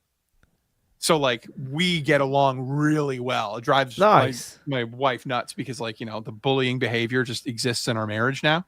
But like, yeah, and I love her. I love her mom, and I love my sisters-in-law. And so like, I'm really close to them. So if I'm counting the 10, then like, yeah, I do have some people there. I'd catch a case for them. Nice. But that also seems, I don't know, like, that also seems like it's family, though, too. But at the same time, like, I've gotten to that age where I'm like, I don't care that you're family. I really don't. Like, that's, okay. Like, I didn't have a choice. You didn't have a choice. I do have a choice in whether or not. Right. Especially if you're difficult. Yeah. Yeah. I have a family member that lived near me. I won't even say the type of family member in case they ever see this. I don't want them jumping off a bridge. Like you hear that much about them. Yeah, but like if they're ever like wanting, hey, oh my God, that's my beep. And then they click on the video, and then they hear me say like how gross I find them. I don't want them jumping off a bridge. But I have a family member who I will never let them in my house. I won't let them know where I live because I talk about expensive comic books on my channel. and like the likelihood of them being like, I'll roll the dice on my whatever, my family member. I won't specify what kind. I'll roll the dice on that family member not sending me to prison, so it's worth a shot. I'll break into their house. I don't. Yeah, and they're like very close family. And I absolutely like. I won't tell them where I live. Well, and some people don't realize that like the people closest to you, those are the ones that's going to rob you. Like that's the real like. That's funny. Well, I think we've gone on a tangent. You got any more books? So I did show that. This was a movie theater promo that they gave out with Godzilla versus Megalon, and this predates any comic book, but this is like clearly this is a comic, but it doesn't have a cover. It's one sheet. It's almost like a centerfold. Oh wow! And it's the first appearance of Godzilla. There's only 10 of them on the census, but this is the whole deal. Inside. Wow. Back. That's so cool. And you just read the first appearance of Godzilla. Congratulations. I didn't know that was a thing. Yeah, that was it. So there he is. And they handed this out as a promotion for movies, for like go see in theaters. And they handed this out to kids. Hey, come on in. Come see our shitty Godzilla movie. This is literally the worst Godzilla movie. I love Godzilla. I don't want to make that. Let's not get that twisted. I absolutely love Godzilla. But this is his first comic appearance. This is the worst Godzilla movie that ever was made. It's the worst. Godzilla vs. Megalon is trash. But the guy I bought it off of, he grabbed a stack of them and hucked them in his basement. And over the years, he just had them. Like, he's a little kid. Cool, free comics. It's the same free comic, but over the years, he's been selling them off one piece at a time. And he was down to 3. And he put one on eBay, put $300 on it. I bought it. And he included, because we chatted and I asked him questions like, where did you get it? I saw that you had a couple of them. What's going on? Like he sold others in the past. I always creep on people's page when I'm about to make a big purchase. And we were talking about it, and he said like, yeah, I went to my big brother, got his license, and he took me to the drive-in, and that's where I grabbed him. And because we had this conversation, he included the advertisement that his brother cut out and gave to him to say, hey, little brother, you want to go to the movies with me this weekend? Oh, that's cool. So he just threw in this sentimental piece. Yeah. Because I told him, I was like, just so you know, because I was asking a bunch of questions about the book, and like, because he didn't have very good pictures up, and I was trying to lowball him, if I'm being honest. But again, I bought the bottom out, and the next highest copy, I think the only copy you can get right now is graded on eBay. It's like an 8.0, and because they're hard ebooks, but it's an 8.0, and I think he has like 1,500 on it. Wow. 1,500 or BO. So I bet you could talk him down to like 1,300, but the fact that I only paid 300 for it, but I was asking him all these questions, and we were chatting back and forth, and I told him, I was like, just so you know, I have a YouTube channel, and I'm not telling you that because I'm anything special. I'm telling you that because this book is going to stay with me forever. I'm not a flipper. I'm not some weirdo. I'm definitely, like, I don't get off on getting off on books. I'm going to keep this forever, and I'm going to take care of it. And so then that's when he included that. And he was just like, yeah, wow. that's the one. So that's so cool. Yeah. So this whole dude's memory. So all the stuff that I was looking into as far as like Godzilla and his first appearance, we're saying like the ones before Marvel didn't have the Toho licensing. So is that like, how's that work in there? So this is Toho. Like they didn't make this book. We made this here, but we made it with Toho's permission. So, really? So this doesn't have a Toho. What is it called? This was put out by Cinema Series International Distribution Corp. So this is the company that was approved by Toho to release this, because they control the license. Right. The first comic book appearance, because clearly this is a comic, right? Clearly. Right. But the first comic book appearance, as in there's a cover, there's advertisements inside, it's made by a stable that sells other comic books, was Life with Archie. And it's not really Godzilla, it's an allegory of Godzilla. Oh, right. Okay. You see a big monster that's breathing laser breath, and then it's fighting a giant moth. It's clearly meant to be Godzilla, but it's not licensed Godzilla. Right. This is licensed Godzilla. It's not through Toho, but it is. But then so it goes this, Life with Archie, which is that allegory, not really him. Yeah. But it is him. But it isn't. Then Godzilla Marvel #1. Again, that's another 3-swipe book. I have a 4-5 in my closet, and I got it for $50. And you want a 4 or 5 in that book, you're talking over 100. And I found it on people don't. This is another shopping tip for people out there. Nobody fucks with this. You really should. Everybody knows Whatnot. Everybody knows Whatnot. But if you use the Whatnot search feature, and then you can filter it by buy it now, and everybody's buy it now from all their pages show up on a list, just like it makes like an eBay list, and it's all buy it now. So I searched for Godzilla 1, all buy it now on Whatnot, and there was a guy, and he had it on his page, $50. And I'm like, there's no way. There's no way. And I find books like that all the time. I'll plug it into the Whatnot search feature. Wow. I'm gonna have to do that. That's cool. That's a cool tip. I like it. It's a good one. And I mean, we really did make it through all of it, but we've got 2 left. 2 left. And then you've seen all the bangers in my collection. This is Mad Magazine number 60. Oh, cool. This is from 1961. And this is a dual kind of a joke cover where one side says like, I like Richard Nixon. He's my favorite guy. And then the other side, it's the exact same thing, except he's saying, I like Kennedy. Yeah. But this is the first appearance. So 1961, this is the first appearance of, I think you're the right age. Spy versus Spy. Oh, yes. That's cool. And there it is. This was done. Cool. This was a Cuban artist.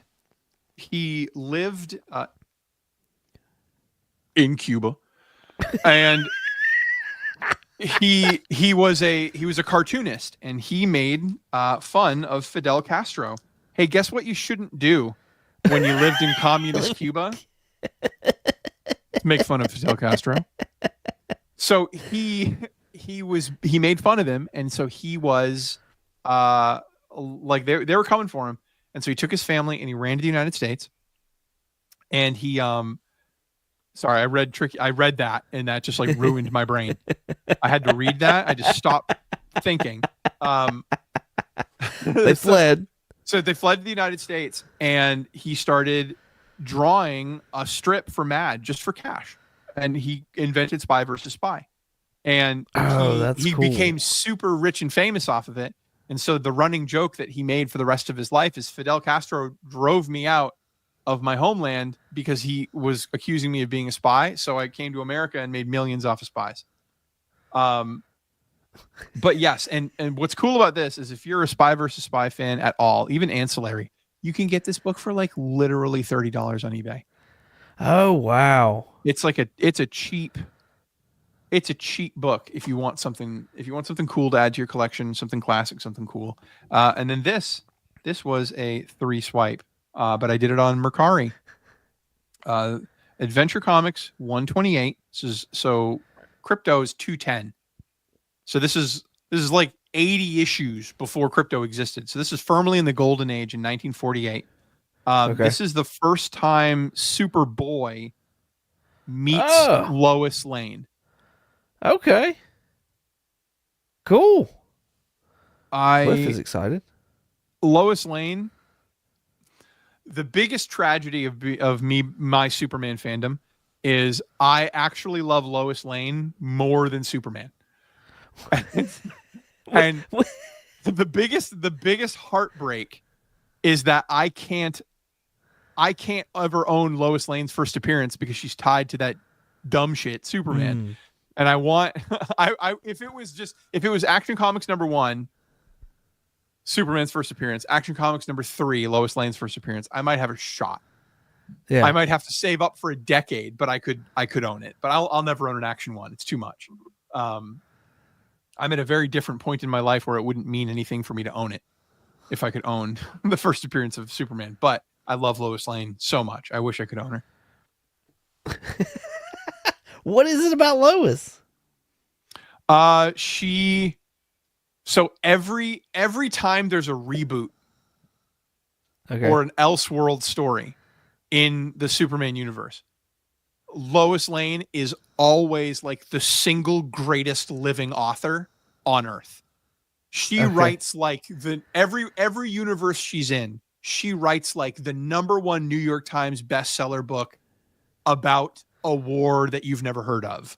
Like she writes like if she was alive in our world, she would be on every other night. She'd be on MSNBC, CNN, Fox News. They would be interviewing her everywhere about like, wow, so you discovered a brand new tribe of people that, only speak through whistles. That's cool. And she'd be like, yeah, read my book. And my next book will be out next week. And then my next book after that will be out next week. She's a genius everywhere she goes. She's the best writer. When they rebooted the DC universe in New 52, Okay. our Lois Lane from our universe survived, and along with Superman, they both went over there. And they couldn't make any money because they don't have like social security cards. They don't have anything. So Lois becomes a writer called X, and she ruins like drug kingpins and mafias by writing these books and releasing information about their organizations that she investigates. And under the secret pseudonym of X, she makes them millionaires in this new world so that they can survive. And Clark is like, I feel so useless. All I'm doing is flying around in a not Superman outfit trying to help people. And you're like literally changing the world. She's like, bitch, what I do. It's Lois Lane. Lois Lane is like, she's an actual G. Like with a pen, she saves more people than Superman on the daily. I love Lois. That's funny. So, I assume you're a big Superman fan. Huge Superman fan. What is it about Superman, though? Superman is the only evidence in fiction, movies, books, comics, whatever, where absolute power does not corrupt absolutely. He is incorruptible. He uses strength that is incomprehensible to fix our problems. Like the man could literally snap his fingers and like destroy our atmosphere and kill everyone on Earth. He's the most powerful being in existence, and he uses it to pluck cats out of trees and to like make people feel good. And he wants to see people make better choices, and he rehabilitates. Like there's a really touching Superman story that came out like 2 years ago. That's true. There's a Superman story that came out like 2 or 3 years ago. I can't remember, but it might have even been last year. I don't know. I'm stupid, but he's on like a high rise. It's being built. This is the rafters everywhere and there's construction workers, and it's really high up in the sky. And he's having lunch with a worker, and the guy's covered in tattoos, and they're both eating their sandwiches. And he's like, "What do you get? Ham?" And he's like, "What'd you get? Egg salad." And then they trade. And then they're just talking, shooting the shit, talking about the birds. And Superman's like, "Whoop, lunchtime's over. I got to go. See you later, buddy. Same time next week." And the guy's like, you have to have something better to do than to have lunch with a bank robber that you busted 10 years ago. Yeah. And Superman's like, I always knew there was good in you. Like, you're a good person. You're my friend. So same time next week? And the guy's like, yeah, same time next week. And he flies off. And that's the story. Like, this is what he does. He doesn't just like show up at the bank like Spider-Man, break your fucking leg and then make fun of you for it. He's not Captain America who like punches a carjacker and says separate water fountains means shorter lines for everybody. Like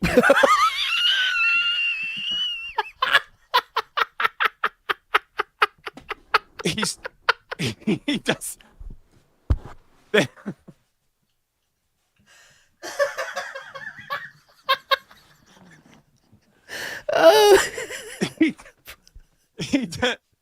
He doesn't do that. He shows up and he saves the day, and then he saves your soul. Superman Trade you an egg sandwich. trade you an egg sandwich. And you know what? That's a Ma Kent special. That shit's delicious. I bet his friends are like, what was the egg sandwich like? And he's like, fucking delicious. Delicious. Farm fresh eggs. Oh, that's funny. That's hilarious. I find it when you sat there and you said, he's incorruptible, my mind immediately went to Batman Hush. Sure, yeah, the moment I know you and me, motherfucker. Like, I know the entire. Hold on. We're gonna do this. I'm literally gonna write down what you're thinking, and then you're gonna tell the story because I know exactly. Hold on, give me a fucking. Now, granted, I haven't finished Hush, so maybe That's we're fine. not thinking I know the what same. you're talking about. Just go ahead, tell your story. Hold on, but wait one second. Let me write. I want to prove that I've written this first.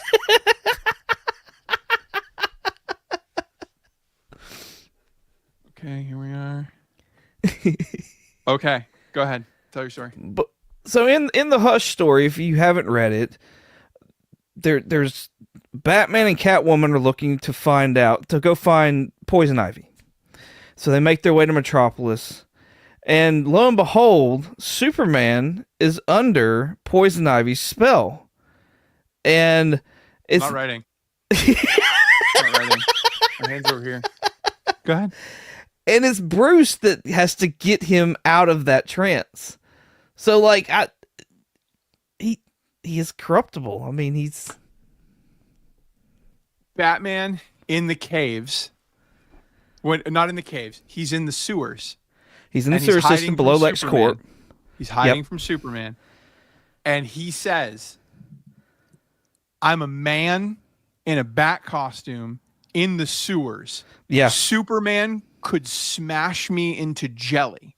Yep. At any moment, at the speed of sound, I could be dead any second if Superman was really corruptible. But in his heart, he's a good person. And that's why he's right. not. But then Batman says, I'm not a good person. That's the difference between us. Superman, if he was truly corruptible, if what's that dickhead with the fin? Justice League #1, Despero.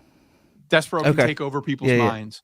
If he was truly corruptible, someone could take over Superman, and the universe would rain skulls in 6 seconds. Yeah. If you haven't read it, Miracle Man by Alan Moore, there's a character that the Miracle Man character that Alan Moore tells has the powers of Shazam. Okay. And he has a sidekick who's like a little kid, like Captain Marvel Jr. It's literally an allegory for Shazam. And then the sidekick, so like Captain Marvel Jr., goes crazy. And we get to see what a Superman level character looks like in a comic book where they can actually go crazy.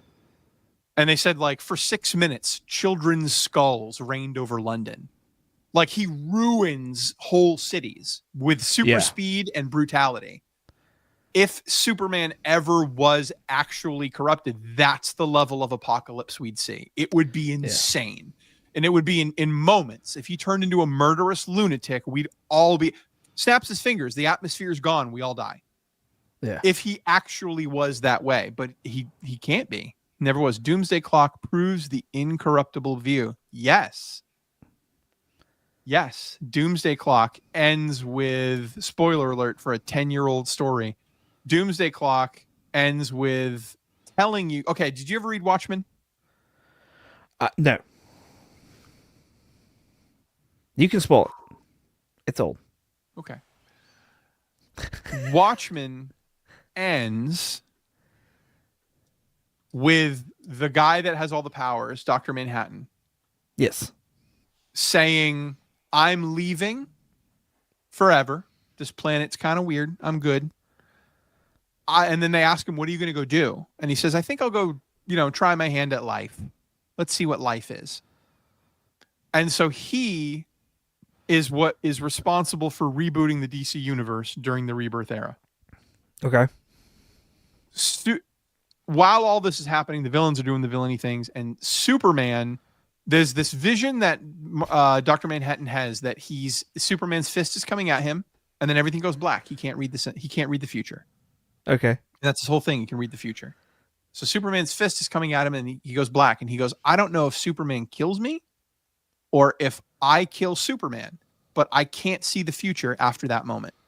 And then the whole story is leading up to that moment. And Superman's coming at him with his fist, and then the story reveals that Superman is punching past Dr. Manhattan to defend him, while everybody else is descending on him, saying he can destroy the universe.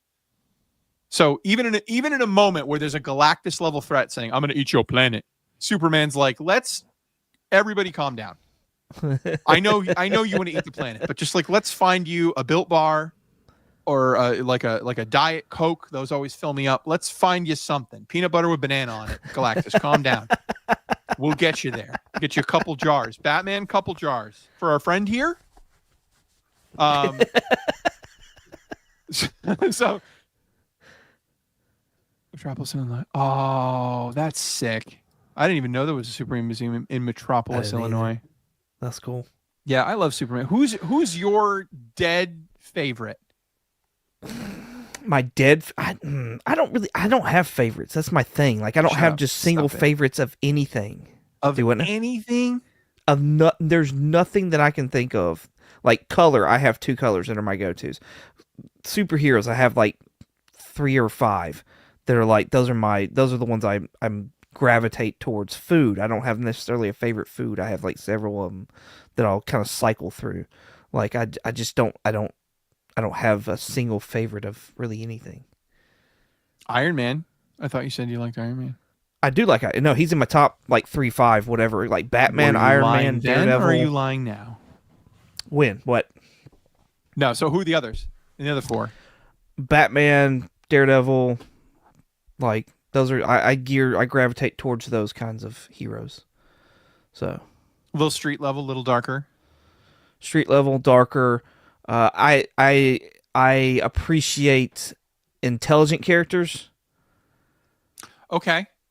Intelligent book smart or intelligent brutal? Like I'd say like Frank Castle's really intelligent. Book smart, I would say. More book smart than yeah. I see where you're going with the Frank Castle, but he doesn't like he should fit, but he doesn't. I don't know why. But I lean more towards the Daredevil. I think I like Daredevil more than Frank because I would say they're somewhat similar, but like the conscience that Matt Murdock has and like the addition of religion, I find that very interesting and I like a lot. And then so like what, like a Reed Richards? No, don't like Reed Richards. Not at all. Damn. That was definitive. Oh no, I'm not a Fantastic Four fan. At all. The Daredevil Born Again trailer, yes. Very good I've looking. yet to watch it. Wow, what the fuck? I know, right? It's like I was going to do a review video, and then I was like, didn't do it, and then I'm like, I was going to try and watch it today, and I was like, I just never got to it. This week had some sick trailers. There were some good trailers today that came out. What came out today? The Monkey, that Stephen King short story horror movie, the Red Band trailer came out and it's fucking brutal. It's awesome looking. Huh. Yeah, it's the same guy that just did Long Legs. He wrote and directed another movie like back to back with Long Legs, and it's coming out in February. I've not heard of Long Legs. God damn. Do you watch horror at all? I wouldn't consider myself. No, I do watch horror. I like horror movies, but I wouldn't consider myself like a. I consider myself like a beginner or something like that. When it comes to that. Okay. What's the most recent movie you saw? Horror. That's a horror movie? Well, no, just what's the most recent movie you saw? Oh shit. Joker 2. Oh fuck. Yeah. Yeah. How bad? I only hear bad things. Bro. They fucked up. They fucked up. They fucked up. That bad. Yeah. Yeah, well, especially I would like to hear the opinion of somebody who has not seen Joker and then watches Joker 2.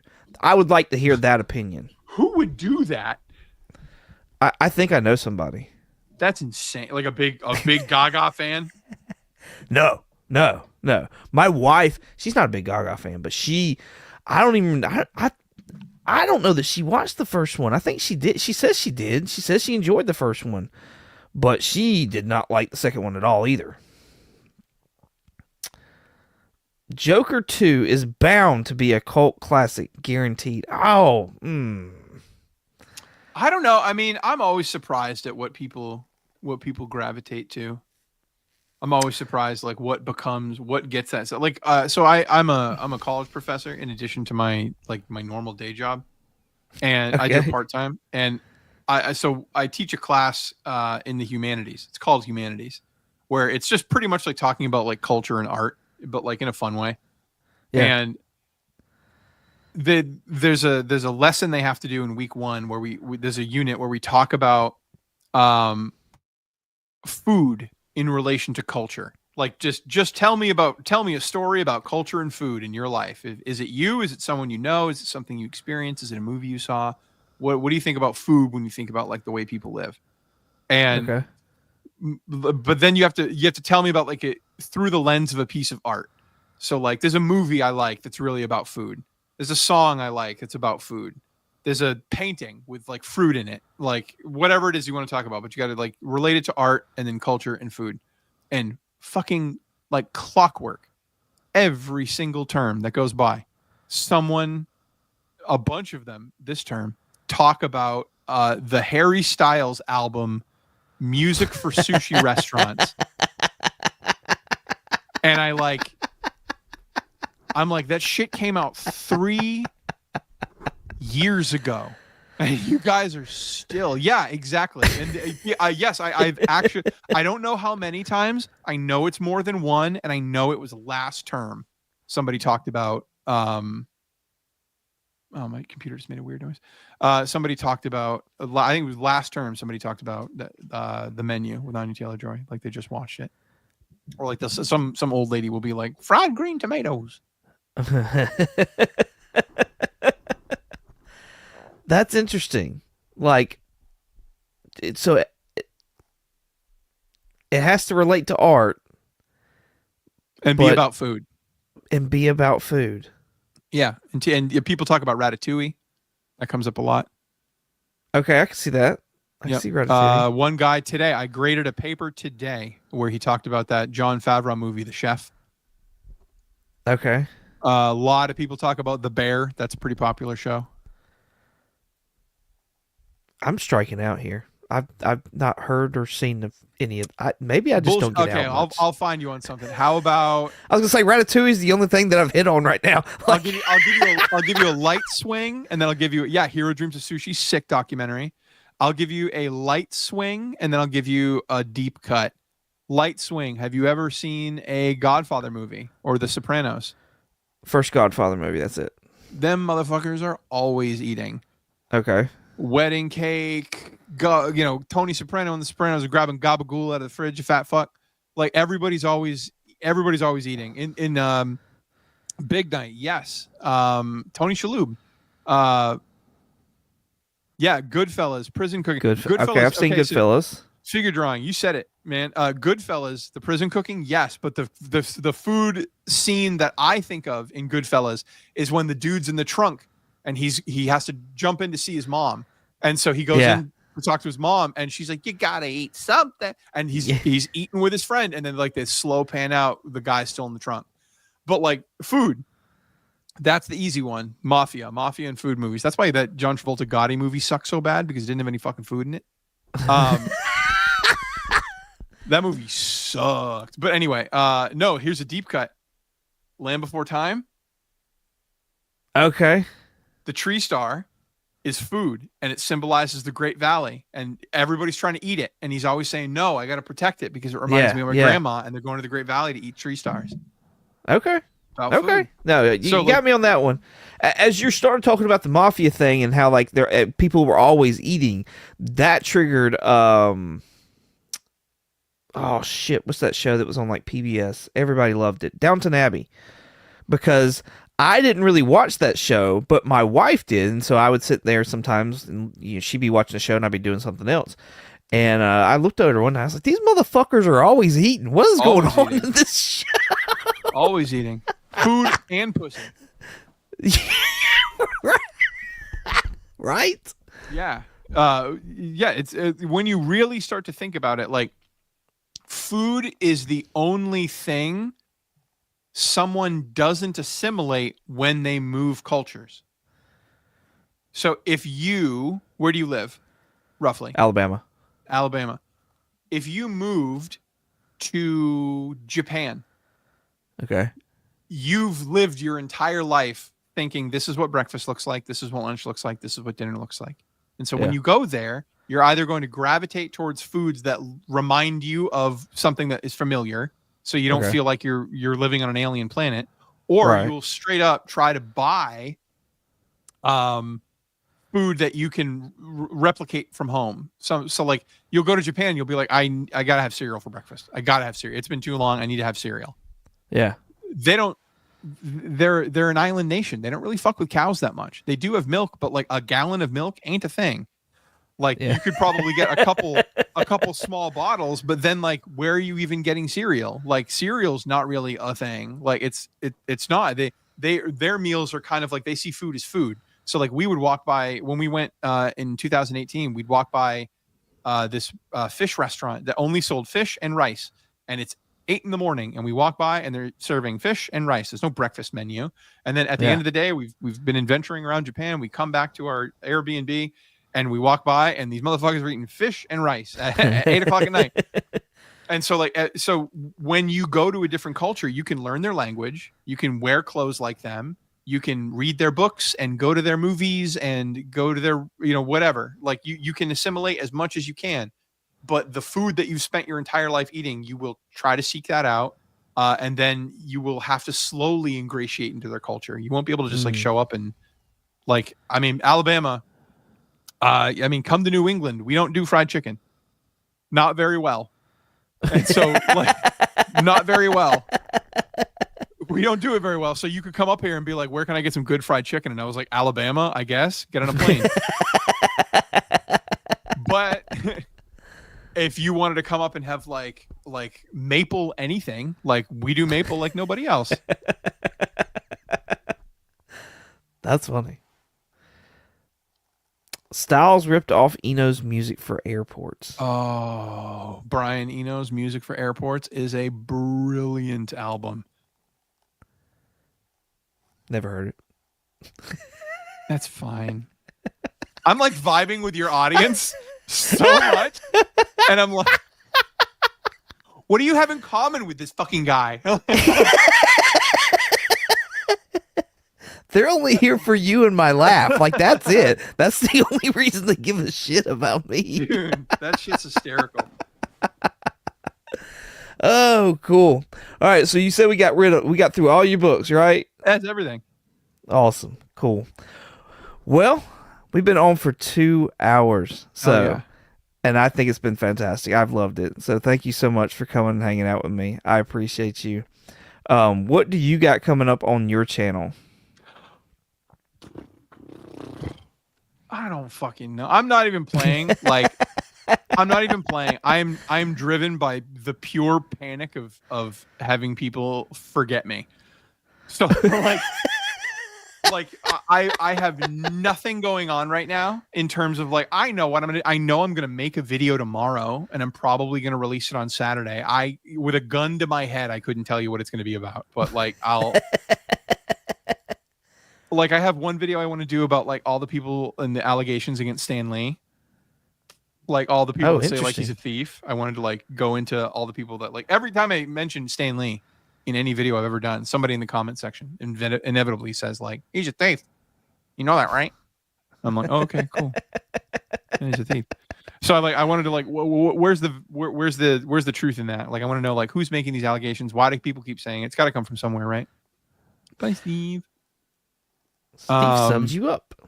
Oh, what a nice guy. But yeah, so have a nice night, Steve. But yeah, so I want to do that. I want to talk about this Neil Gaiman shit that's going on. I do want to talk about that. I saw some new stuff coming out about that. It's I haven't kept up. It's 8 women. It's 8 women now? It's 8 women. And then like, and the question, and I think this is going to be the video I do tomorrow, just because like I'm already getting animated. But like, look, I don't want to piss anybody off, and I do believe that like truth will out, and we have to, we do have to, you know, innocent until proved guilty. I do believe that. I agree. How many people have to come up to me to tell me if I round this corner, this giant gorilla is going to butt fuck me before I say maybe I shouldn't take this corner? That's the 7th man covered in blood telling me I shouldn't go around that corner. I mean, rationally, like all the time, like some poor kid goes to a party and gets assaulted, and then people say, well, what were you wearing? How many people tell me that's the rape cave before I say I'm not going in there? Like, how many people do I so, and then the other thing, like people say like, oh, they're just trying to get rich. They're just trying to get rich. Bring a good man down, a talented man down with their lies. They're trying to get rich off him. Let me ask you a question. If you went to a convention and Peach Momoko just grazed your balls, gave you a little wink and a kiss and then walked away, finagle that into you becoming wealthy. I'll wait.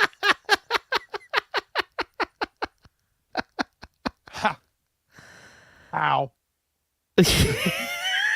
I will get my balls fondled so fucking hard, and I will want it so little if I can get $1 million off of a celebrity. Like, I don't even see the logic behind it. Yeah. Does that make sense? Yeah. I see. Yeah, I see where you're going with it. Yes. Yeah. So how do I? So I think I do believe, like, yeah, the man deserves his day in court. But I think it's also important to like look at the factors around it. Like, I'm allowed to feel gross, is what I'm saying. I'm allowed to feel icked out. And like, I'm not necessarily saying he did it, but like, how many people have to tell me I shouldn't round the corner before I make a decision that I'm not going to let him hang out with my girlfriend? Right. It's one of those where it's like, you know, if it walks like a duck, if it quacks like a duck, it's probably a duck. Yeah, like, if it's covered in duck jizz, if it's asking its nanny to whack it off in its duck bathtub, ew. What are you even doing? It's one of those where it's kind of hard to, no pun intended, to like, you know, not be steered towards that ick factor, but to be conscious and be like, you know, he still needs his day of court. He's still, you know, innocent until proven guilty, that kind of stuff. You know what I mean? So, yeah. Yeah. No, I hear you. Yeah, but I just have these. I just have so, and usually the people that I hear about in the rhetoric, I'm not calling anybody out, but usually the rhetoric that I hear is along the lines of like, yeah. Ew. Usually. Bye, buddy. But usually the people that are the first to say like, look, the man deserves his day in court. Usually the people that are like steering into that really hard are the same people who would say like, it's the same voices that say like, well, what are you wearing? And stuff like that. And that I was just in a convention and Peach Momoko just touched my balls. I was wearing a geeky jersey of Donkey Kong. I wasn't asking for shit. And Peach Momoko,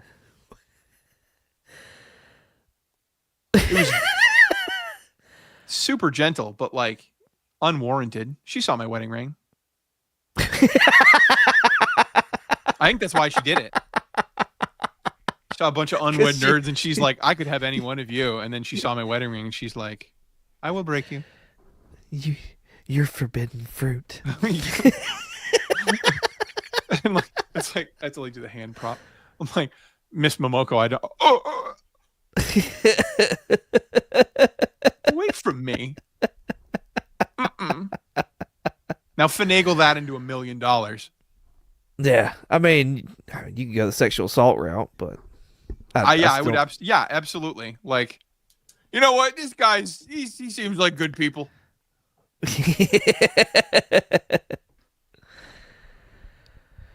But Well, yeah, man, shit. I'm like, what? Oh, nothing. That was fun.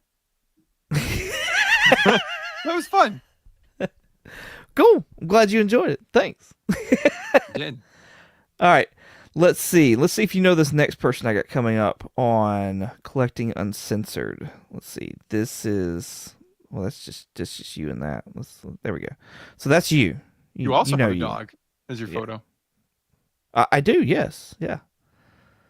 So that's my puppy. That's my favorite child of all of them. Yeah, that's Mabel in my picture. That's Diana. No. Yep. All right. So we got you, of course, this evening, and then usually I do this every 2 weeks, but I have failed to find somebody for the end of January. So this is a lock in for February, just in case I don't get anybody. But so as of right now, my next guest in February 13th. So nice time to have a bloody Valentine with Dope Comics. So mark your calendars, February 13th. I'll be having Dope Comics on, another Southern gentleman right there, and we'll be doing a deep dive into his comic collection. Maybe talk about his firebox as well. Here, no, that's not a sexual innuendo. I'm terrible with names, but I'm good with. Oh, okay. Yeah. Yes. Yeah. He's a big Hulk guy. He is a big Hulk guy. Yeah. Yeah. He is every Hulk. He's working on it, I believe. I know he's got a number one for sure. No, I think feel like I feel like I was in a stream with him and I think he said he has them all. Maybe. I know he picks him up. So yeah, he definitely likes Hulk. Hulk's a character.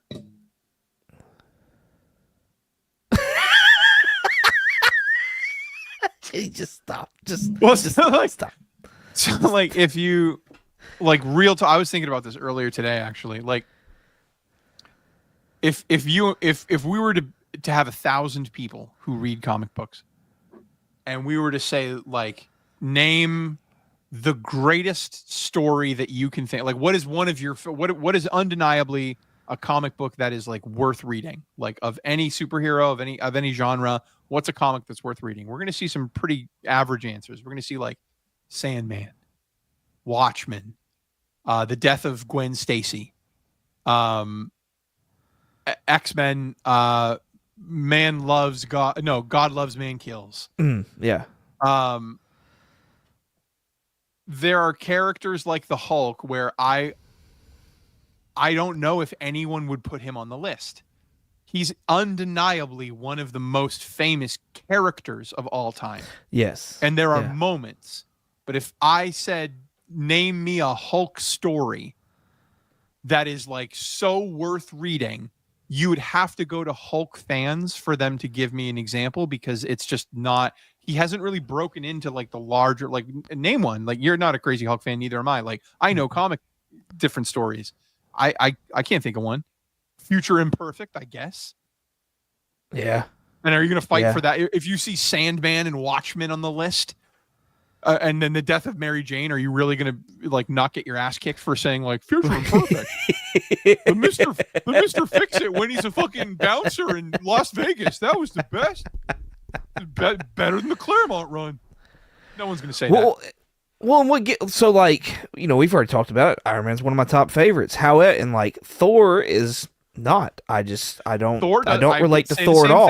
I'd say the same thing about Thor that I just said about everything I just said about Hulk. Say that about Thor. Same thing. Like, what are you gonna say? Beta Ray Bill is the fucking shit. That's the best guy. So mine would be God Bomb. Mine would be God Butcher and God Bomb. Okay. I will entertain that as an answer, because yes, God Butcher got a lot of attention on it. A lot of people really like that. Man, that's a fantastic read. Fantastic artwork. It's all the way around fantastic. Yeah, that shit came out in like what, 2020, 2019? Yeah, what does time mean on that though? Like a good story is a good story though. No, and I'm not saying that. I'm not taking away from the fact that that's a solid answer. What I'm saying is that like it took until then for Thor fans to come up with a story of like, no, this is the run you should read. This is really good. Like this, I would put this next to Sandman. Yeah. No, I'm okay. I see what you're saying. Like, yes, but that's the reason why I'm not like a Thor guy. Like, exactly. I've never cared anything about Thor, but I read that made me care. Like, now have I read anything else by Thor? No. But have I picked up more Jason Aaron stuff since reading that? I absolutely have. Yeah, like X-Men, like a Dark Phoenix saga. You know what I mean? Like a name that you can say that makes someone go, yes, that is emblematic of good comic book reading and those characters. Like, I don't know if Hulk has anything like that. No, I've never heard it. Yeah. If there is, it's not as popular as the other ones because I haven't heard shit. Thor comics around issue 300 were a really good read. Is that what's that guy's name? Thunderstrike? Him and his wife, the dude that did the art for Thor, Simonson. Is that around Simonson? Not sure. Ragnarok was a hot one. God Butcher 2. I did read Ragnarok. That was Marvel's excuse to get rid of Thor so that he couldn't be a key player in Civil War. That's when I knew Civil War was going to be shit. When all the lead up to Civil War was the Marvel Universe systematically removing the characters that would have made Civil War interesting. Because Hulk, they're like, we can't. Thor, Xavier, Magneto, gone. Yeah. Like, because like if you tried to like mutant register like what they were doing with the heroes, one speech from Xavier, that shit's over. Yeah. Magneto going, I told you. Yeah. I told you. That shit's over. Thor picking any side, it's over. And then Hulk was gone too. That was Planet Hulk shit. It was right before that. So like Hulk again, like, oh, well, now the military wants to put a collar on Hulk. Fuck you are. Like all of those stories I just listed off would have made Civil War infinitely more interesting, but they got rid of those characters so they wouldn't have to. They had to nerf the Marvel universe so that they could tell that story, or at least they felt they had to. Yeah, I agree. Cool. That's it. We eventually have to stop talking. Eventually, I have to go to bed. That's fine. Fuck you. I'm gonna go watch YouTube. I'm gonna go watch this video on YouTube and jerk off with where is it? A little bottle of Aquaphor. Oh, Ricky, thank you so much for coming on, man. I greatly appreciate you, man. And anytime. Like, love your collection. Gonna have to have you back on. We got to look at more of your stuff as time goes on. I'm sure you're gonna get more new things that you're gonna get excited about, that you're gonna show time and time again, and so you're gonna want to show it on this channel as well. I hope, anyways. I hope. Sure. Yeah, I would definitely come back. Awesome. Thank you very much. I appreciate you. All right, everybody. Thank y'all for hanging out with us this evening. Hope y'all enjoyed it. Like I said, come back next Thursday. Check out Dope Comics. Be sure to go down in the description below on this video right here, though, and check out Ricky All Sorts Words on YouTube. And I believe I linked up your IG. I can't remember, though. IG is just a slut that I use to get more YouTube views. That's all it is. My algorithm is trash. It's giant tits, comic books, and Gundam wing statues. That's all it is. Sounds like all nerd stuff to me. So, there you go. All right. Thank y'all. As always, y'all have a good one.